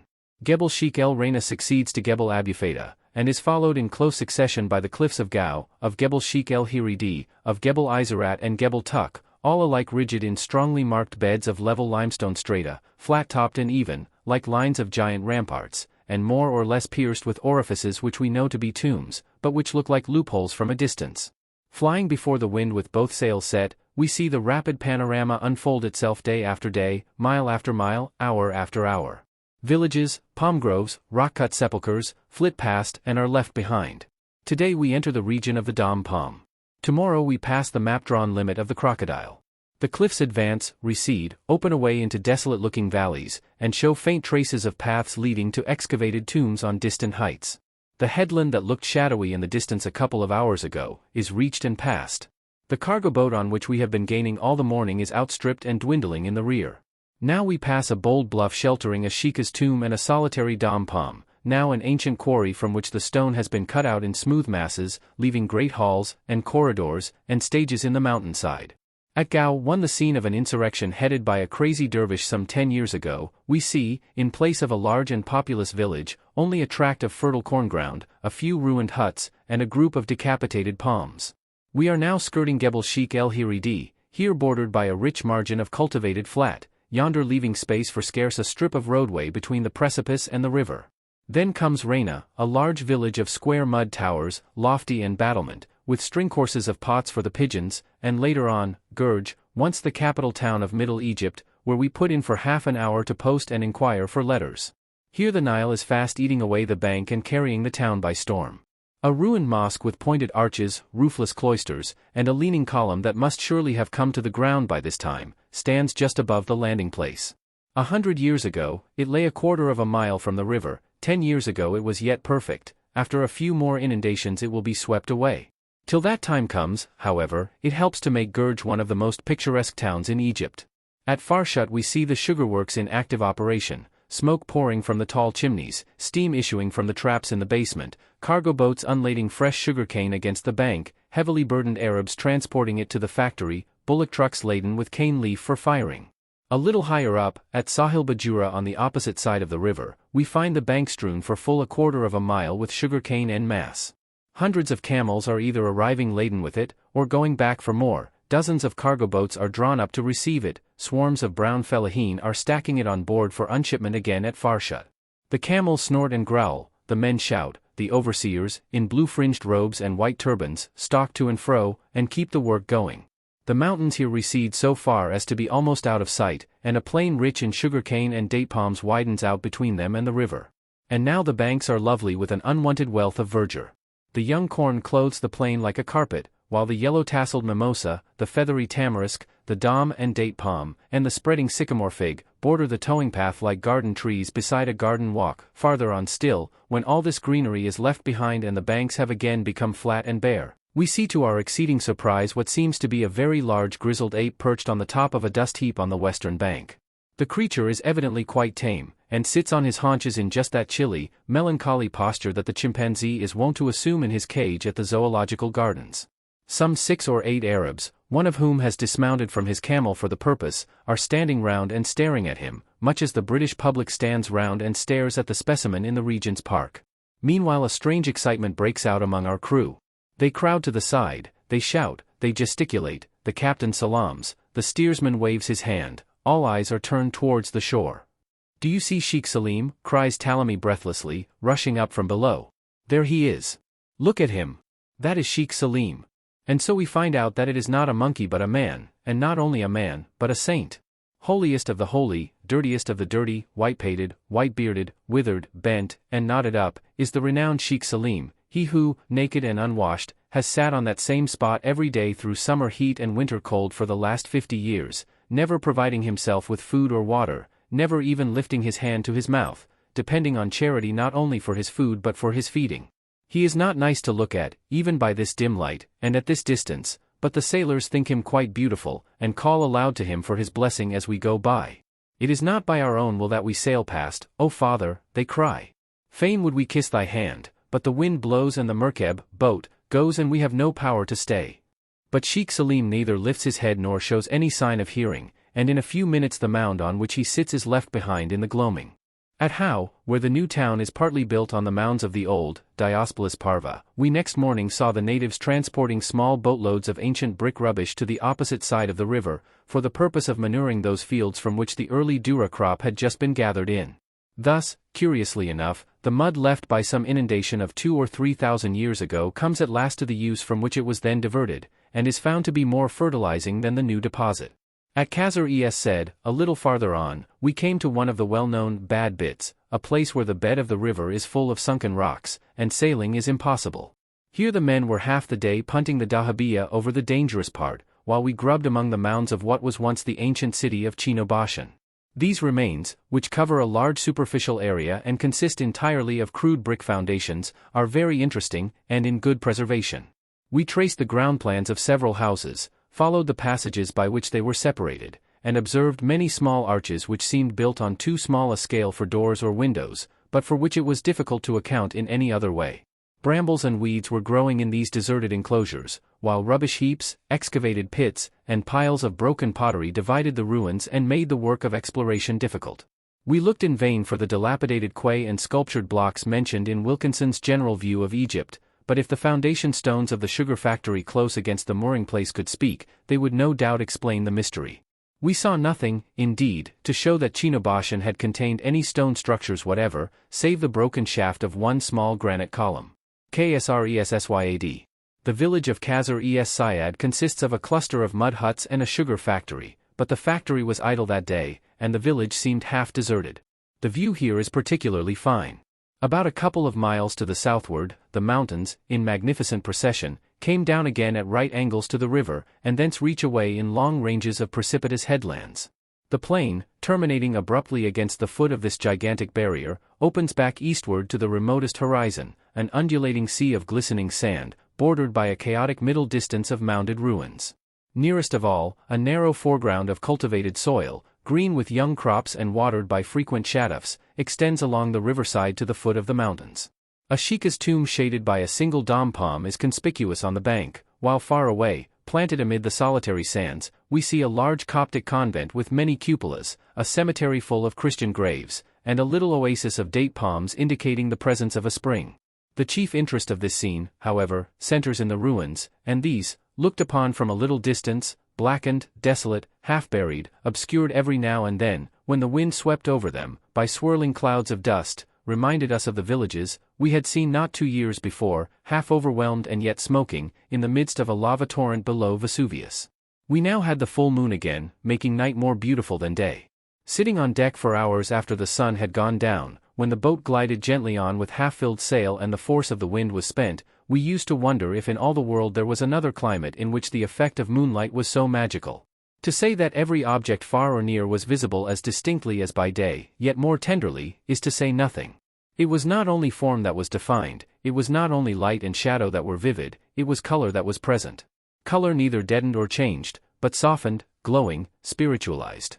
The amber sheen of the sand island in the middle of the river, the sober green of the palm grove, the little lady's turquoise-colored hood, were clear to the sight and relatively true in tone. The oranges showed through the bars of the crate like nuggets of pure gold. Elle's crimson shawl glowed with a warmer dye than it ever wore by day. The mountains were flushed as if in the light of sunset. Of all the natural phenomena that we beheld in the course of the journey, I remember none that surprised us more than this. We could scarcely believe at first that it was not some effect of afterglow, or some miraculous aurora of the east. But the sun had nothing to do with that flush upon the mountains. The glow was in the stone, and the moonlight but revealed the local color. For some days before they came in sight, we had been eagerly looking for the Theban hills, and now, after a night of rapid sailing, we woke one morning to find the sun rising on the wrong side of the boat, the favorable wind dead against us, and a picturesque chain of broken peaks upon our starboard bow. By these signs we knew that we must have come to the great bend in the river between Hau and Kenna, and that these new mountains, so much more varied in form than those of Middle Egypt, must be the mountains behind Dendera. They seemed to lie upon the eastern bank, but that was an illusion which the map disproved, and which lasted only till the great corner was fairly turned. To turn that corner, however, in the teeth of wind and current, was no easy task, and cost us 2 long days of hard tracking. At a point about 10 miles below Dendera, we saw some thousands of fellahin at work amid clouds of sand upon the embankments of a new canal. They swarmed over the mounds like ants, and the continuous murmur of their voices came to us across the river like the humming of innumerable bees. Others, following the path along the bank, were pouring towards the spot in an unbroken stream. The Nile must here be nearly half a mile in breadth, but the engineers in European dress, and the overseers with long sticks in their hands, were plainly distinguishable by the help of a glass. The tents in which these officials were camping out during the progress of the work gleamed white among the palms by the riverside. Such scenes must have been common enough in the old days when a conquering pharaoh, returning from Libya or the land of Cush, set his captives to raise a dike, or excavate a lake, or quarry a mountain. The Israelites building the massive walls of Pithom and Ramesses with bricks of their own making, must have presented exactly such a spectacle. That we were witnessing a case of forced labor, could not be doubted. Those thousands yonder had most certainly been drafted off in gangs from hundreds of distant villages, and were but little better off, for the time being, than the captives of the ancient empire. In all cases of forced labor under the present regime, however, it seems that the laborer is paid, though very insufficiently, for his unwilling toil, and that his captivity only lasts so long as the work for which he has been pressed remains in progress. In some cases the term of service is limited to 3 or 4 months, at the end of which time the men are supposed to be returned in barges towed by government steam tugs. It too often happens, nevertheless, that the poor souls are left to get back how they can, and thus many a husband and father either perishes by the way, or is driven to take service in some village far from home. Meanwhile his wife and children, being scantily supported by the Sheikh el Belade, fall into a condition of semi-serfdom, and his little patch of ground, left untilled through seed time and harvest, passes after the next inundation into the hands of a stranger. But there is another side to this question of forced labor. Water must be had in Egypt, no matter at what cost. If the land is not sufficiently irrigated, the crops fail and the nation starves. Now, the frequent construction of canals has from immemorial time been reckoned among the first duties of an Egyptian ruler, but it is a duty which cannot be performed without the willing or unwilling cooperation of several thousand workmen. Those who are best acquainted with the character and temper of the fellah maintain the hopelessness of looking to him for voluntary labor of this description. Frugal, patient, easily contented as he is, no promise of wages, however high, would tempt him from his native village. What to him are the needs of a district 600 or 700 miles away? His own shaduf is enough for his own patch, and so long as he can raise his 3 little crops a year, neither he nor his family will starve. How, then, are these necessary public works to be carried out, unless by means of the corvée? About has put an ingenious summary of this other side argument into the mouth of his ideal fellah. It is not the emperor, says Ahmed to the Frenchman, who causes the rain to descend upon your lands, it is the west wind, and the benefit thus conferred upon you exacts no penalty of manual labor. But in Egypt, where the rain from heaven falls scarcely 3 times in the year, it is the prince who supplies its place to us by distributing the waters of the Nile. This can only be done by the work of men's hands, and it is therefore to the interest of all that the hands of all should be at his disposal. We regarded it, I think, as an especial piece of good fortune, when we found ourselves becalmed next day within 3 or 4 miles of Dendera. Abydos comes first in order according to the map, but then the temples lie 7 or 8 miles from the river, and as we happened just thereabouts to be making some 10 miles an hour, we put off the excursion till our return. Here, however, the ruins lay comparatively near at hand, and in such a position that we could approach them from below and rejoin our dahabeeyah a few miles higher up the river. So, leaving Reis Hassan to track against the current, we landed at the first convenient point, and finding neither donkeys nor guides at hand, took an escort of 3 or 4 sailors, and set off on foot. The way was long, the day was hot, and we had only the map to go by. Having climbed the steep bank and skirted an extensive palm grove, we found ourselves in a country without paths or roads of any kind. The soil, squared off as usual like a gigantic chessboard, was traversed by hundreds of tiny water channels, between which we had to steer our course as best as we could. Presently the last belt of palms was passed, the plain, green with young corn and level as a lake, widened out to the front of the mountains, and the temple, island in that sea of rippling emerald, rose up before us upon its platform of blackened mounds. It was still full 2 miles away, but it looked enormous, showing from this distance as a massive, low-browed, sharply defined mass of dead white masonry. The walls sloped in slightly towards the top, and the facade appeared to be supported on 8 square piers, with a large doorway in the center. If sculptured ornament, or cornice, or pictured legend enriched those walls, we were too far off to distinguish them. All looked strangely naked and solemn, more like a tomb than a temple. Nor was the surrounding scene less deathlike in its solitude. Not a tree, not a hut, not a living form broke the green monotony of the plain. Behind the temple, but divided from it by a farther space of mounded ruins, rose the mountains, pinky, aerial, with sheeny sanddrifts heaped in the hollows of their bare buttresses, and spaces of soft blue shadow in their misty chasms. Where the range receded, a long vista of glittering desert opened to the Libyan horizon. Then as we drew nearer, coming by and by to a raised causeway which apparently connected the mounds with some point down by the river, the details of the temple gradually emerged into distinctness. We could now see the curve and undershadow of the cornice, and a small object in front of the facade which looked at first sight like a monolithic altar, resolved itself into a massive gateway of the kind known as a single pylon. Nearer still, among some low outlying mounds, we came upon fragments of sculptured capitals and mutilated statues half buried in rank grass, upon a series of stagnant niter tanks and deserted workshops, upon the telegraph poles and wires which here come striding along the edge of the desert and vanish southward with messages for Nubia and the Sudan. Egypt is the land of niter. It is found wherever a crude brick mound is disturbed or an antique stone structure demolished.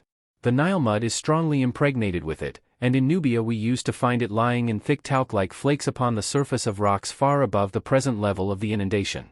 These tanks at Dendera had been sunk, we were told, when the great temple was excavated by Abbas Pasha more than 20 years ago. The niter then found was utilized out of hand, washed and crystallized in the tanks, and converted into gunpowder in the adjacent workshops. The telegraph wires are more recent intruders, and the work of the Khedive, but one longed to put them out of sight, to pull down the gunpowder sheds, and to fill up the tanks with debris.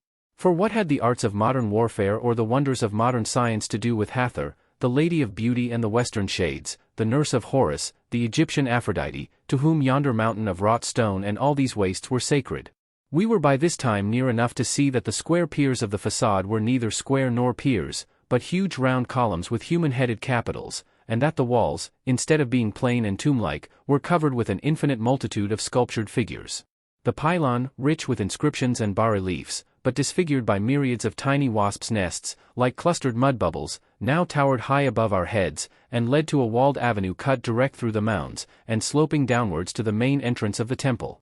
Seen from within, the portico shows as a vast hall, 50 feet in height and supported on 24 hather-headed columns. 6 of these, being engaged in the screen, form part of the facade, and are the same upon which we have been looking from without.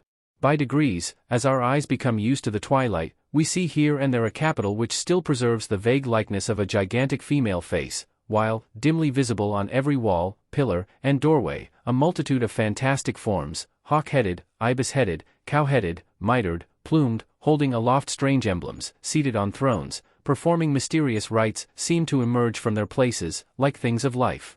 Looking up to the ceiling, now smoke-blackened and defaced, we discover elaborate paintings of scarabaei, winged globes, and zodiacal emblems divided by borders of intricate Greek patterns, the prevailing colors of which are verditer and chocolate.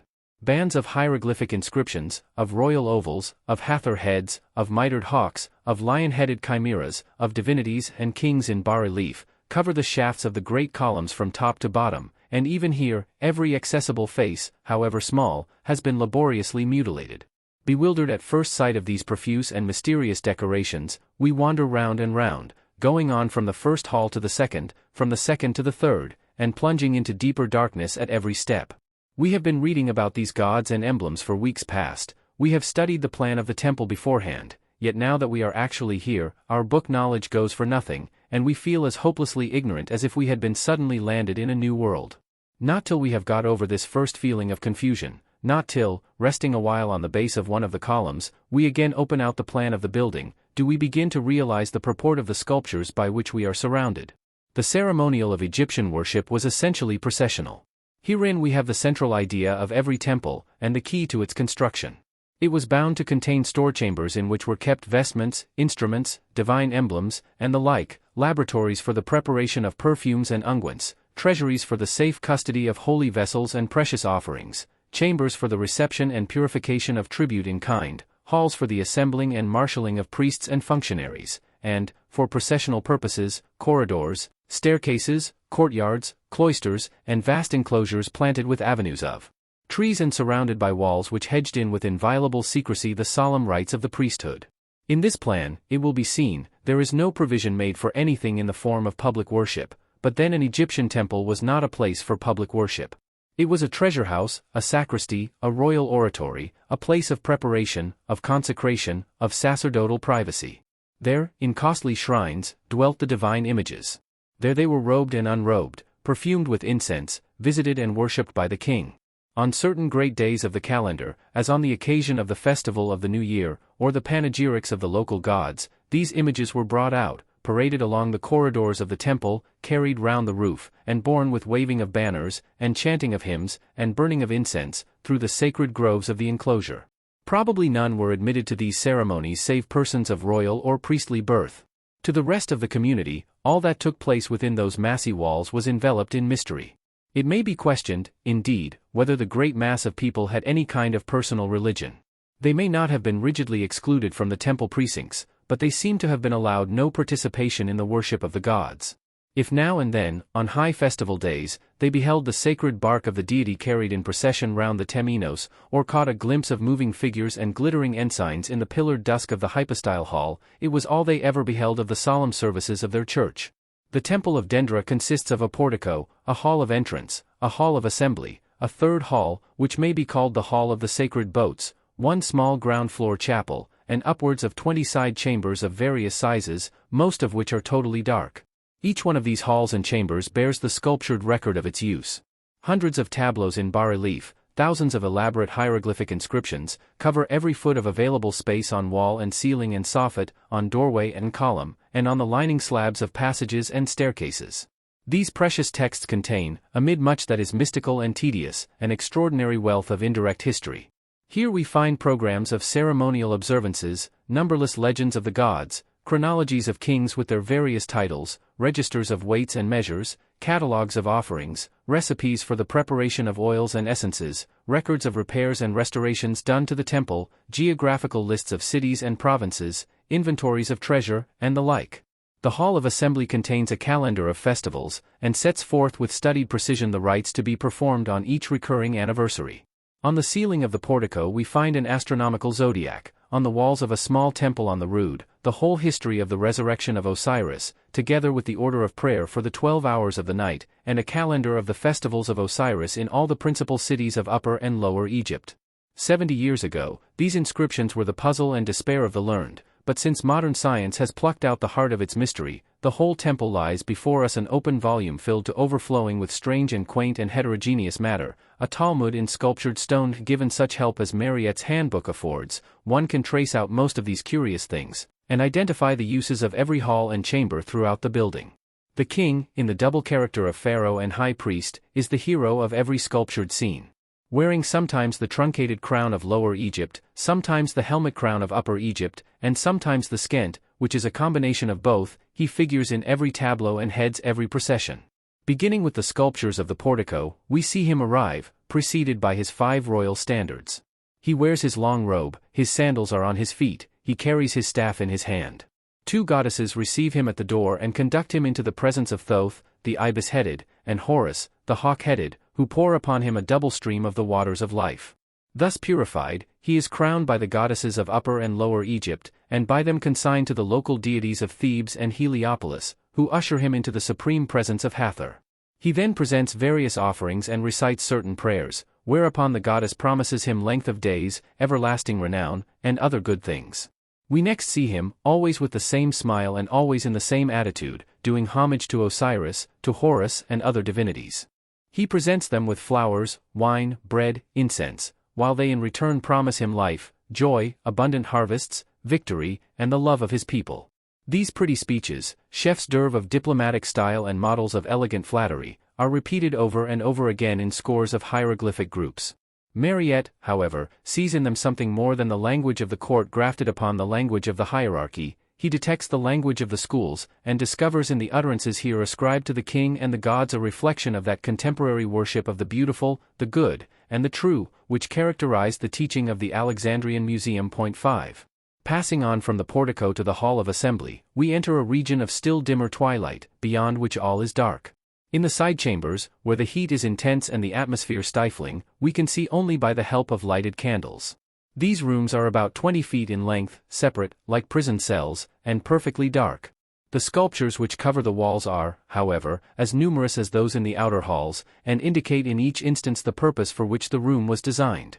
Thus in the laboratories we find bas-reliefs of flasks and vases, and figures carrying perfume bottles of the familiar Araballos form. In the tribute chambers, offerings of lotus lilies, wheat sheaves, maize, grapes, and pomegranates. In the oratories of Isis, Amen, and Sekhet, representations of these divinities enthroned, and receiving the homage of the king, while in the treasury, both king and queen appear laden with precious gifts of caskets, necklaces, pectoral ornaments, sistrums, and the like.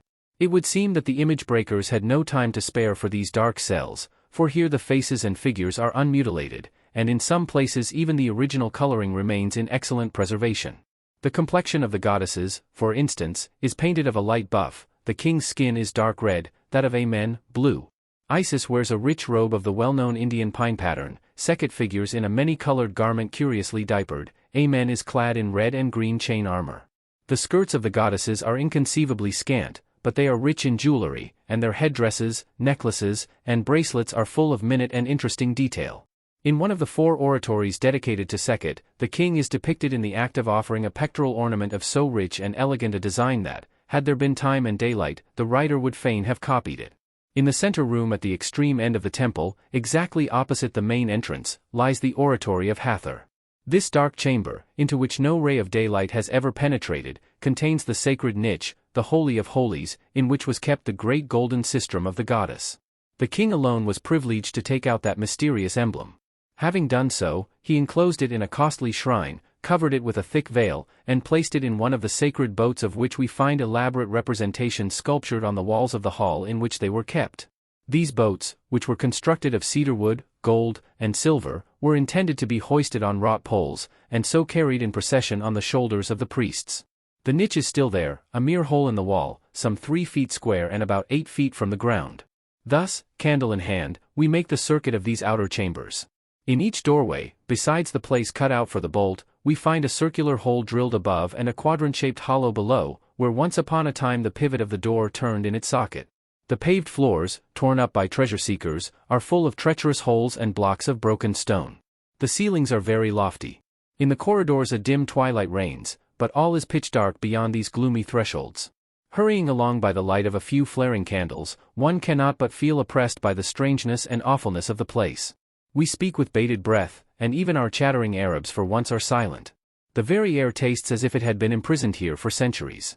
Finally, we take the staircase on the northern side of the temple, in order to go up to the roof. Nothing that we have yet seen surprises and delights us so much, I think, as this staircase. We had hitherto been tracing in their order all the preparations for a great religious ceremony.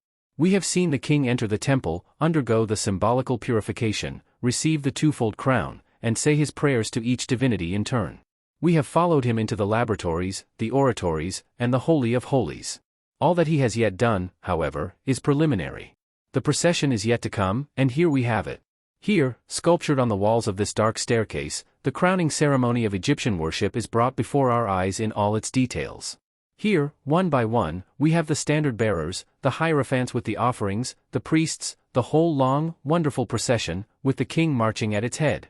Fresh and uninjured as if they had but just left the hand of the sculptor, these figures, each in his habit as he lived, each with his foot upon the step, mount with us as we mount, and go beside us all the way.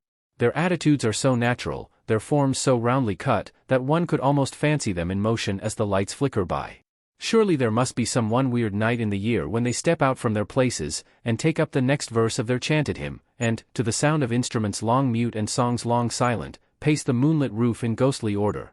The sun is already down and the crimson light has faded, when at length we emerge upon that vast terrace.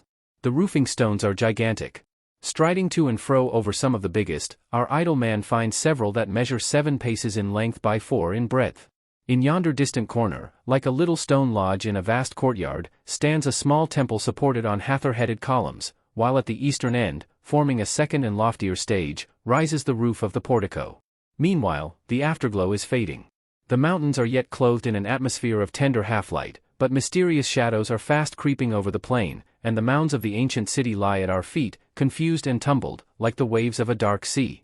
How high it is here, how lonely, how silent! Hark that thin plaintive cry! It is the wail of a night-wandering jackal. See how dark it is yonder, in the direction of the river. Quick, quick! We have lingered too long. We must be gone at once, for we are already benighted.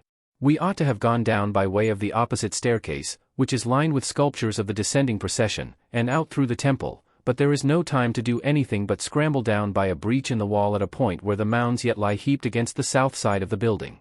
And now the dusk steals on so rapidly that before we reach the bottom we can hardly see where to tread. The huge sidewall of the portico seems to tower above us to the very heavens. We catch a glimpse of 2 colossal figures, one lion-headed and the other headless, sitting outside with their backs to the temple. Then, making with all speed for the open plain, we clamber over scattered blocks and among shapeless mounds. Presently night overtakes us. The mountains disappear, the temple is blotted out, and we have only the faint starlight to guide us.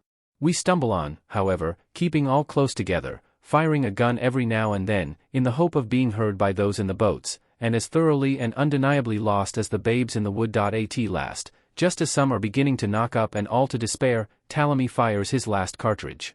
An answering shot replies from nearby, a wandering light appears in the distance, and presently a whole bevy of dancing lanterns and friendly brown faces comes gleaming out from among a plantation of sugar canes, to welcome and guide us home.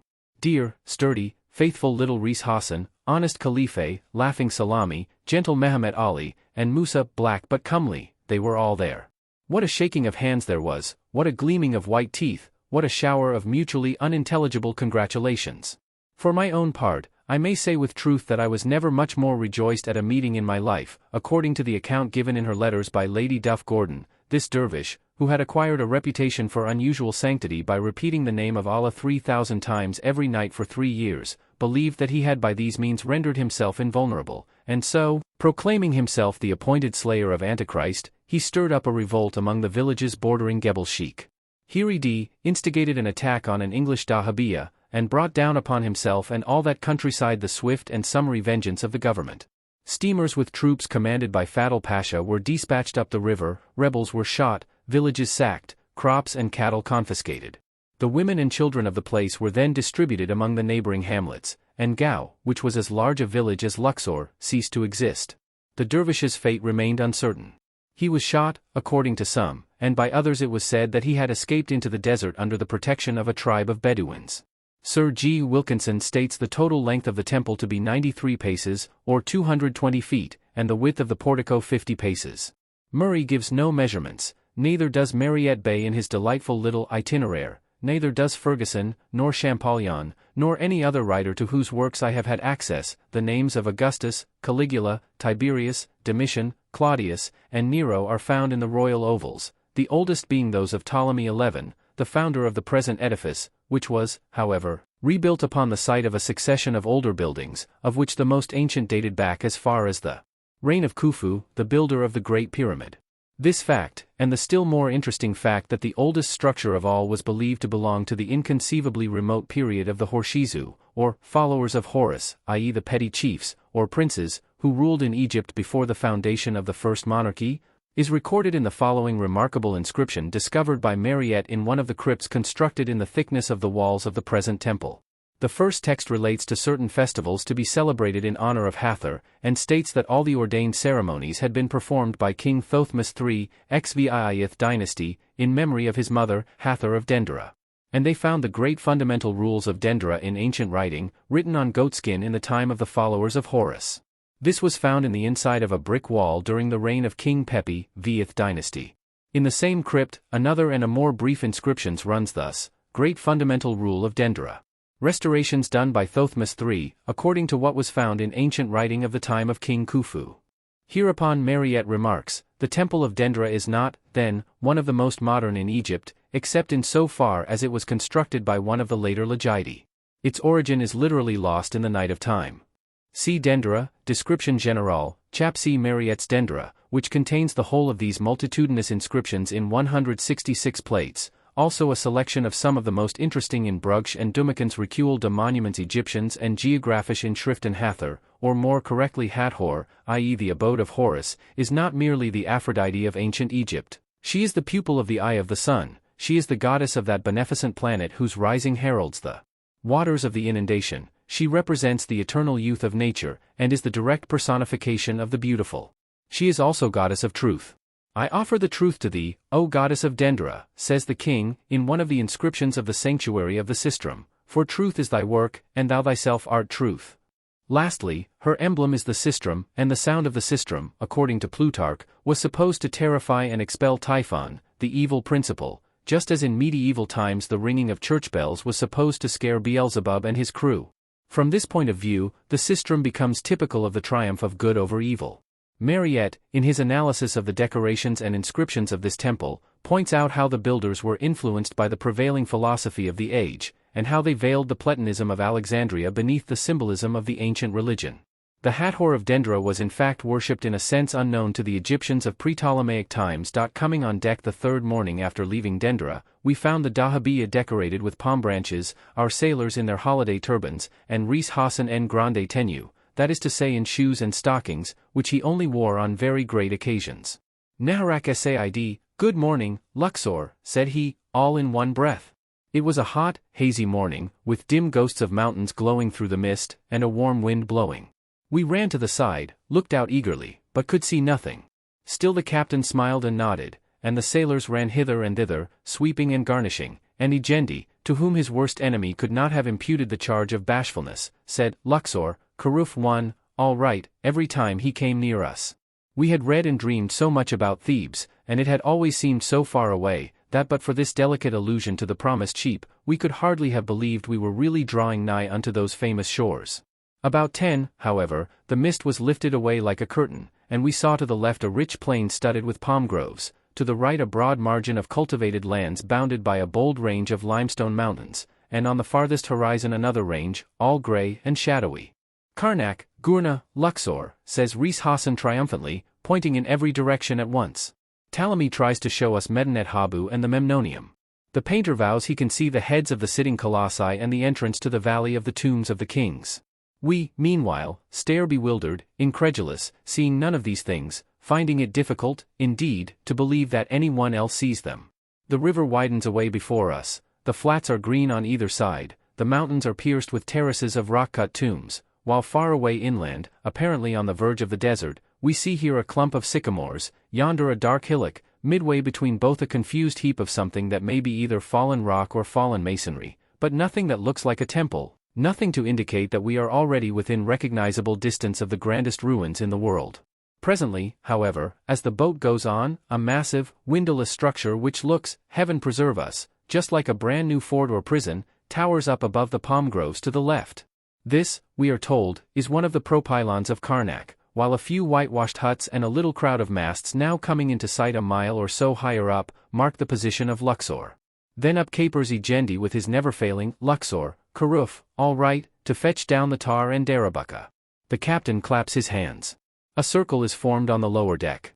The men, all smiles, strike up their liveliest chorus, and so, with barbaric music and well-filled sails, and flags flying, and green boughs waving overhead, we make our triumphal entry into Luxor.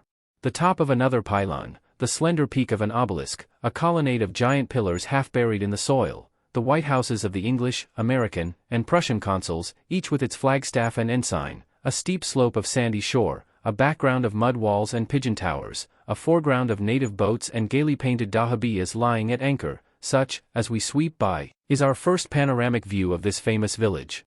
A group of turbaned officials sitting in the shade of an arched doorway rise and salute us as we pass. The assembled dahabiyas dozing with folded sails, like seabirds asleep, are roused to spasmodic activity. Flags are lowered, guns are fired, all Luxor is startled from its midday siesta. Then, before the smoke has had time to clear off, up comes the bagstones in gallant form, whereupon the dahabiyas blaze away again as before. Colonnade of Hormheb, from a photograph by Brugsch.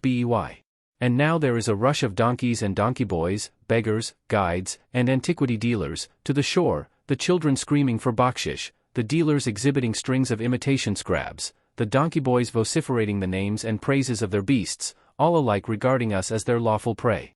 "Hi, lady! Yankee Doodle donkey, try Yankee Doodle," cries one. "Far away Moses," yells another. "Good donkey, fast donkey, best donkey in Luxor." "This Prince of Wales's donkey," shouts a third, hauling forward a decrepit little weak-kneed, moth-eaten looking animal, about as good to ride on as a towel horse. "First-rate donkey. Splendid donkey. God save the Queen. Hurrah!" But neither donkeys nor scarabs are of any importance in our eyes just now, compared with the letters we hope to find awaiting us on shore. No sooner, therefore, are the boats made fast than we are all off, some to the British consulate and some to the poste restante, from both of which we return rich and happy. Meanwhile we propose to spend only 24 hours in Luxor. We were to ride round Karnak this first afternoon, to cross to Medinet Habu and the Ramesseum tomorrow morning, and to sail again as soon after midday as possible. We hope thus to get a general idea of the topography of Thebes, and to carry away a superficial impression of the architectural style of the pharaohs. It would be but a glimpse, yet that glimpse was essential. For Thebes represents the great central period of Egyptian art. The earlier styles lead up to that point, the later depart from it, and neither the earlier nor the later are intelligible without it.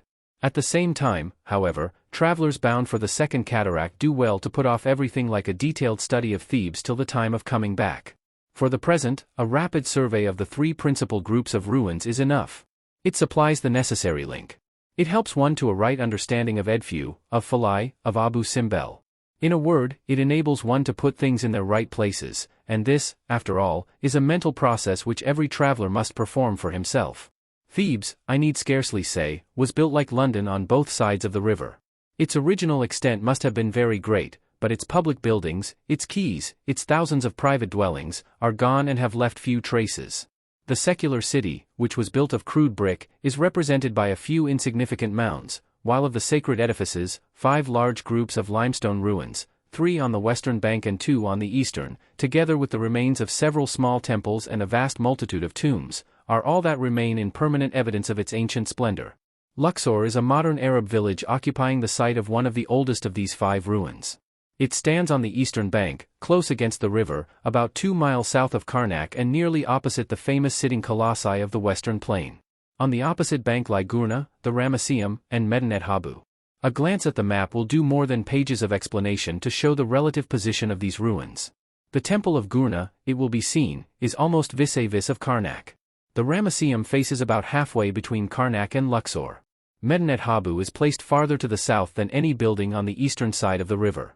Behind these three western groups, reaching far and wide along the edge of the Libyan range, lies the great Theban necropolis, while farther back still, in the radiating valleys on the other side of the mountains, are found the tombs of the kings. The distance between Karnak and Luxor is a little less than 2 miles, while from Medinet Habu to the temple of Gurna may be roughly guessed at something under 4. We have here, therefore, some indication of the extent, though not of the limits, of the ancient city. Luxor is a large village inhabited by a mixed population of Copts and Arabs, and doing a smart trade in antiquities. The temple has here formed the nucleus of the village, the older part of which has grown up in and about the ruins. The grand entrance faces north, looking down towards Karnak. The twin towers of the great propylon, dilapidated as they are, stripped of their cornices, encumbered with debris, are magnificent still. In front of them, one on each side of the central gateway, sit 2 helmeted colossi, battered, and featureless, and buried to the chin, like 2 of the proud in the doleful 5th circle. A few yards in front of these again stands a solitary obelisk, also half buried. The colossi are of black granite, the obelisk is of red, highly polished, and covered on all 4 sides with superb hieroglyphs in 3 vertical columns. These hieroglyphs are engraved with the precision of the finest gem. They are cut to a depth of about 2 inches in the outer columns, and 5 inches in the central column of the inscription. The true height of this wonderful monolith is over 70 feet, between 30 and 40 of which are hidden under the accumulated soil of many centuries.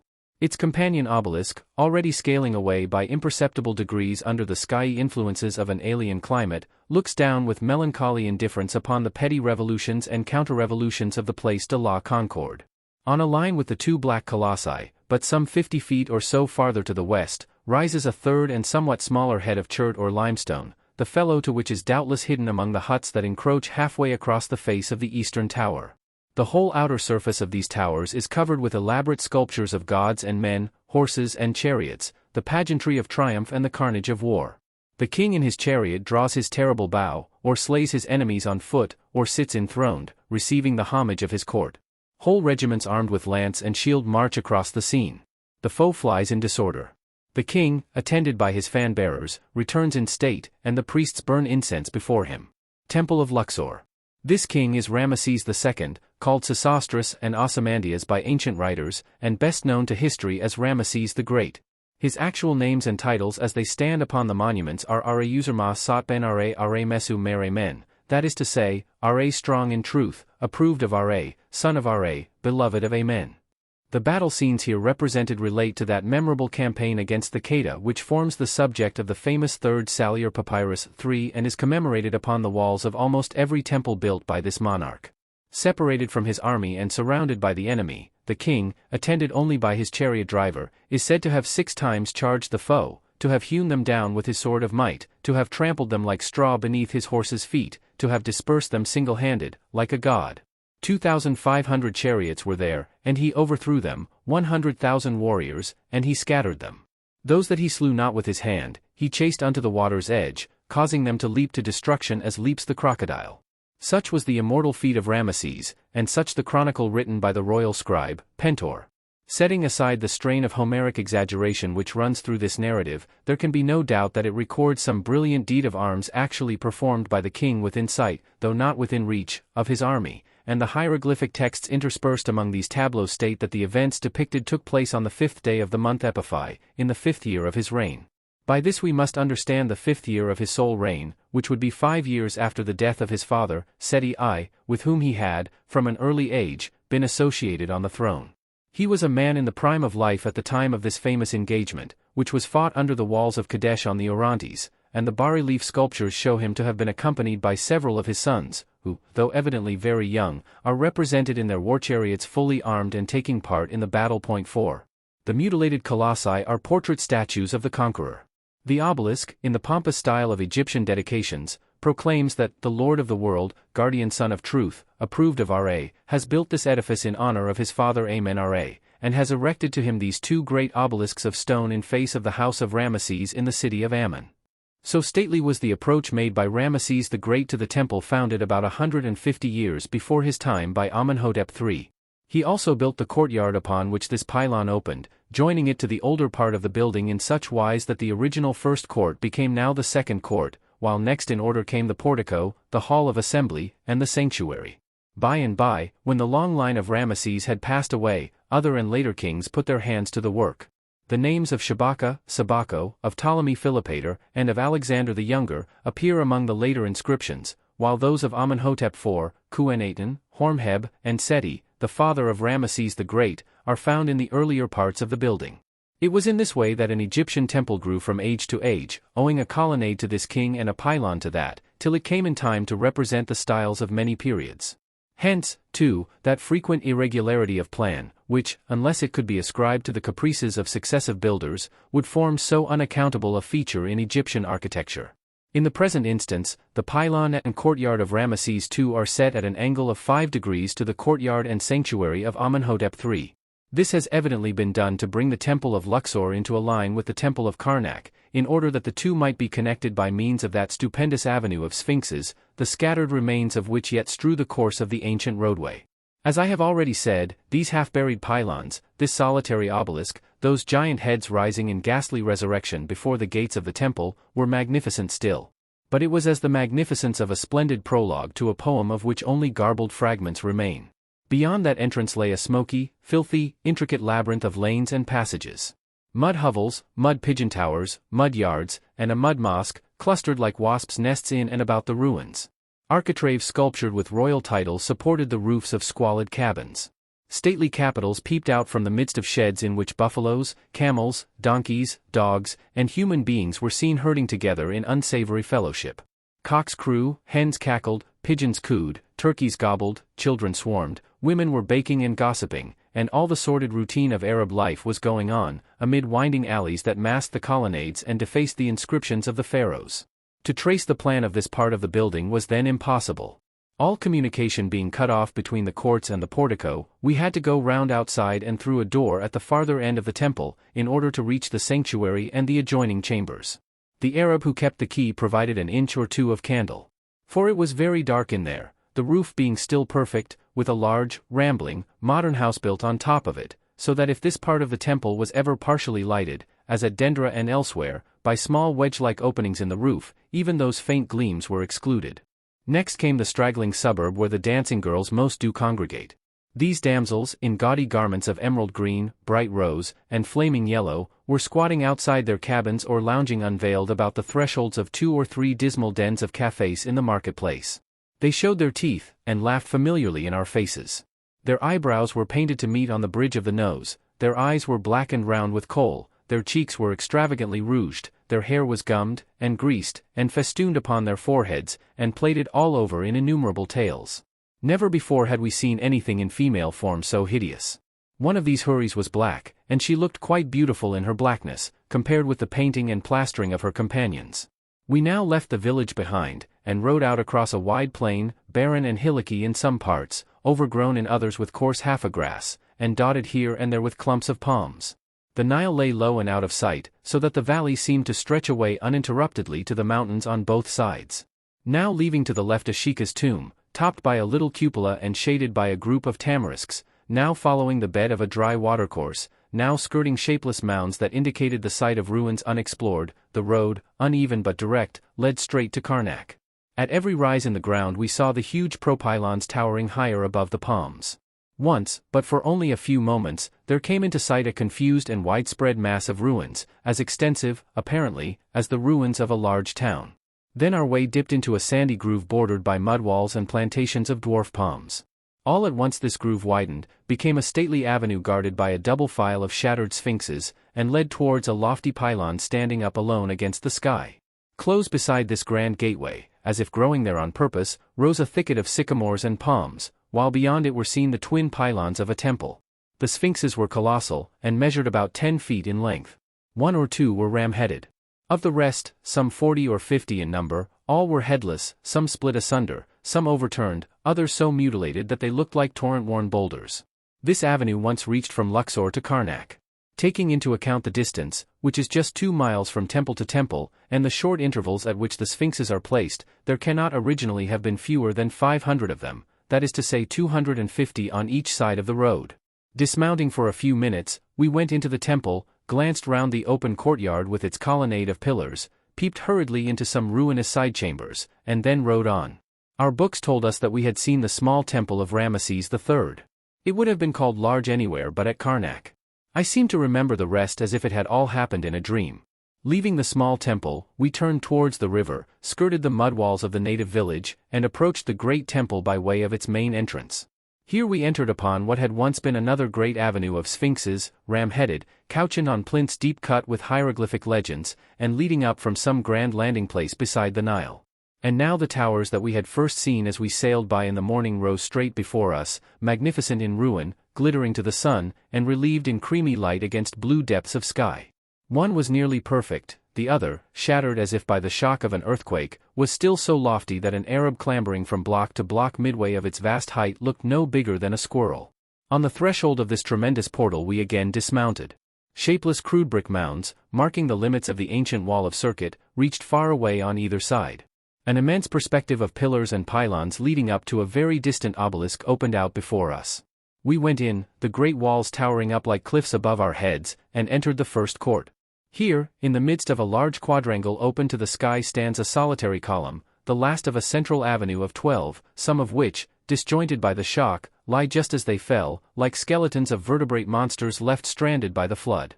Crossing this court in the glowing sunlight, we came to a mighty doorway between two more propylons, the doorway splendid with colored bas-reliefs, the propylons mere cataracts of fallen blocks piled up to right and left in grand confusion. The cornice of the doorway is gone. Only a jutting fragment of the lintel stone remains. That stone, when perfect, measured 40 feet and 10 inches across. The doorway must have been full 100 feet in height. We went on. Leaving to the right a mutilated colossus engraven on arm and breast with the cartouche of Ramesses II, we crossed the shade upon the threshold, and passed into the famous hypostyle hall of Seti I. It is a place that has been much written about and often painted, but of which no writing and no art can convey more than a dwarfed and pallid impression. To describe it, in the sense of building up a recognizable image by means of words, is impossible. The scale is too vast, the effect too tremendous, the sense of one's own dumbness, and littleness, and incapacity, too complete and crushing. It is a place that strikes you into silence, that empties you, as it were, not only of words but of ideas. Nor is this a first effect only. Later in the year, when we came back down the river and moored close by, and spent long days among the ruins, I found I never had a word to say in the great hall. Others might measure the girth of those tremendous columns, others might climb hither and thither, and find out points of view, and test the accuracy of Wilkinson and Mariette, but I could only look, and be silent. Yet to look is something, if one can but succeed in remembering, and the great hall of Karnak is photographed in some dark corner of my brain for as long as I have memory. I shut my eyes, and see it as if I were there, not all at once, as in a picture, but bit by bit, as the eye takes note of large objects and travels over an extended field of vision. I stand once more among those mighty columns, which radiate into avenues from whatever point one takes them. I see them swathed in coiled shadows and broad bands of light. I see them sculptured and painted with shapes of gods and kings, with blazonings of royal names, with sacrificial altars, and forms of sacred beasts, and emblems of wisdom and truth. The shafts of these columns are enormous. I stand at the foot of one, or of what seems to be the foot, for the original pavement lies buried 7 feet below. 6 men standing with extended arms, fingertip to fingertip, could barely span it round. It casts a shadow 12 feet in breadth, such a shadow as might be cast by a tower. The capitol that juts out so high above my head looks as if it might have been placed there to support the heavens. It is carved in the semblance of a full-blown lotus, and glows with undying colors, colors that are still fresh, though laid on by hands that have been dust these 3,000 years and more. It would take not 6 men, but a dozen to measure round the curved lip of that stupendous lily.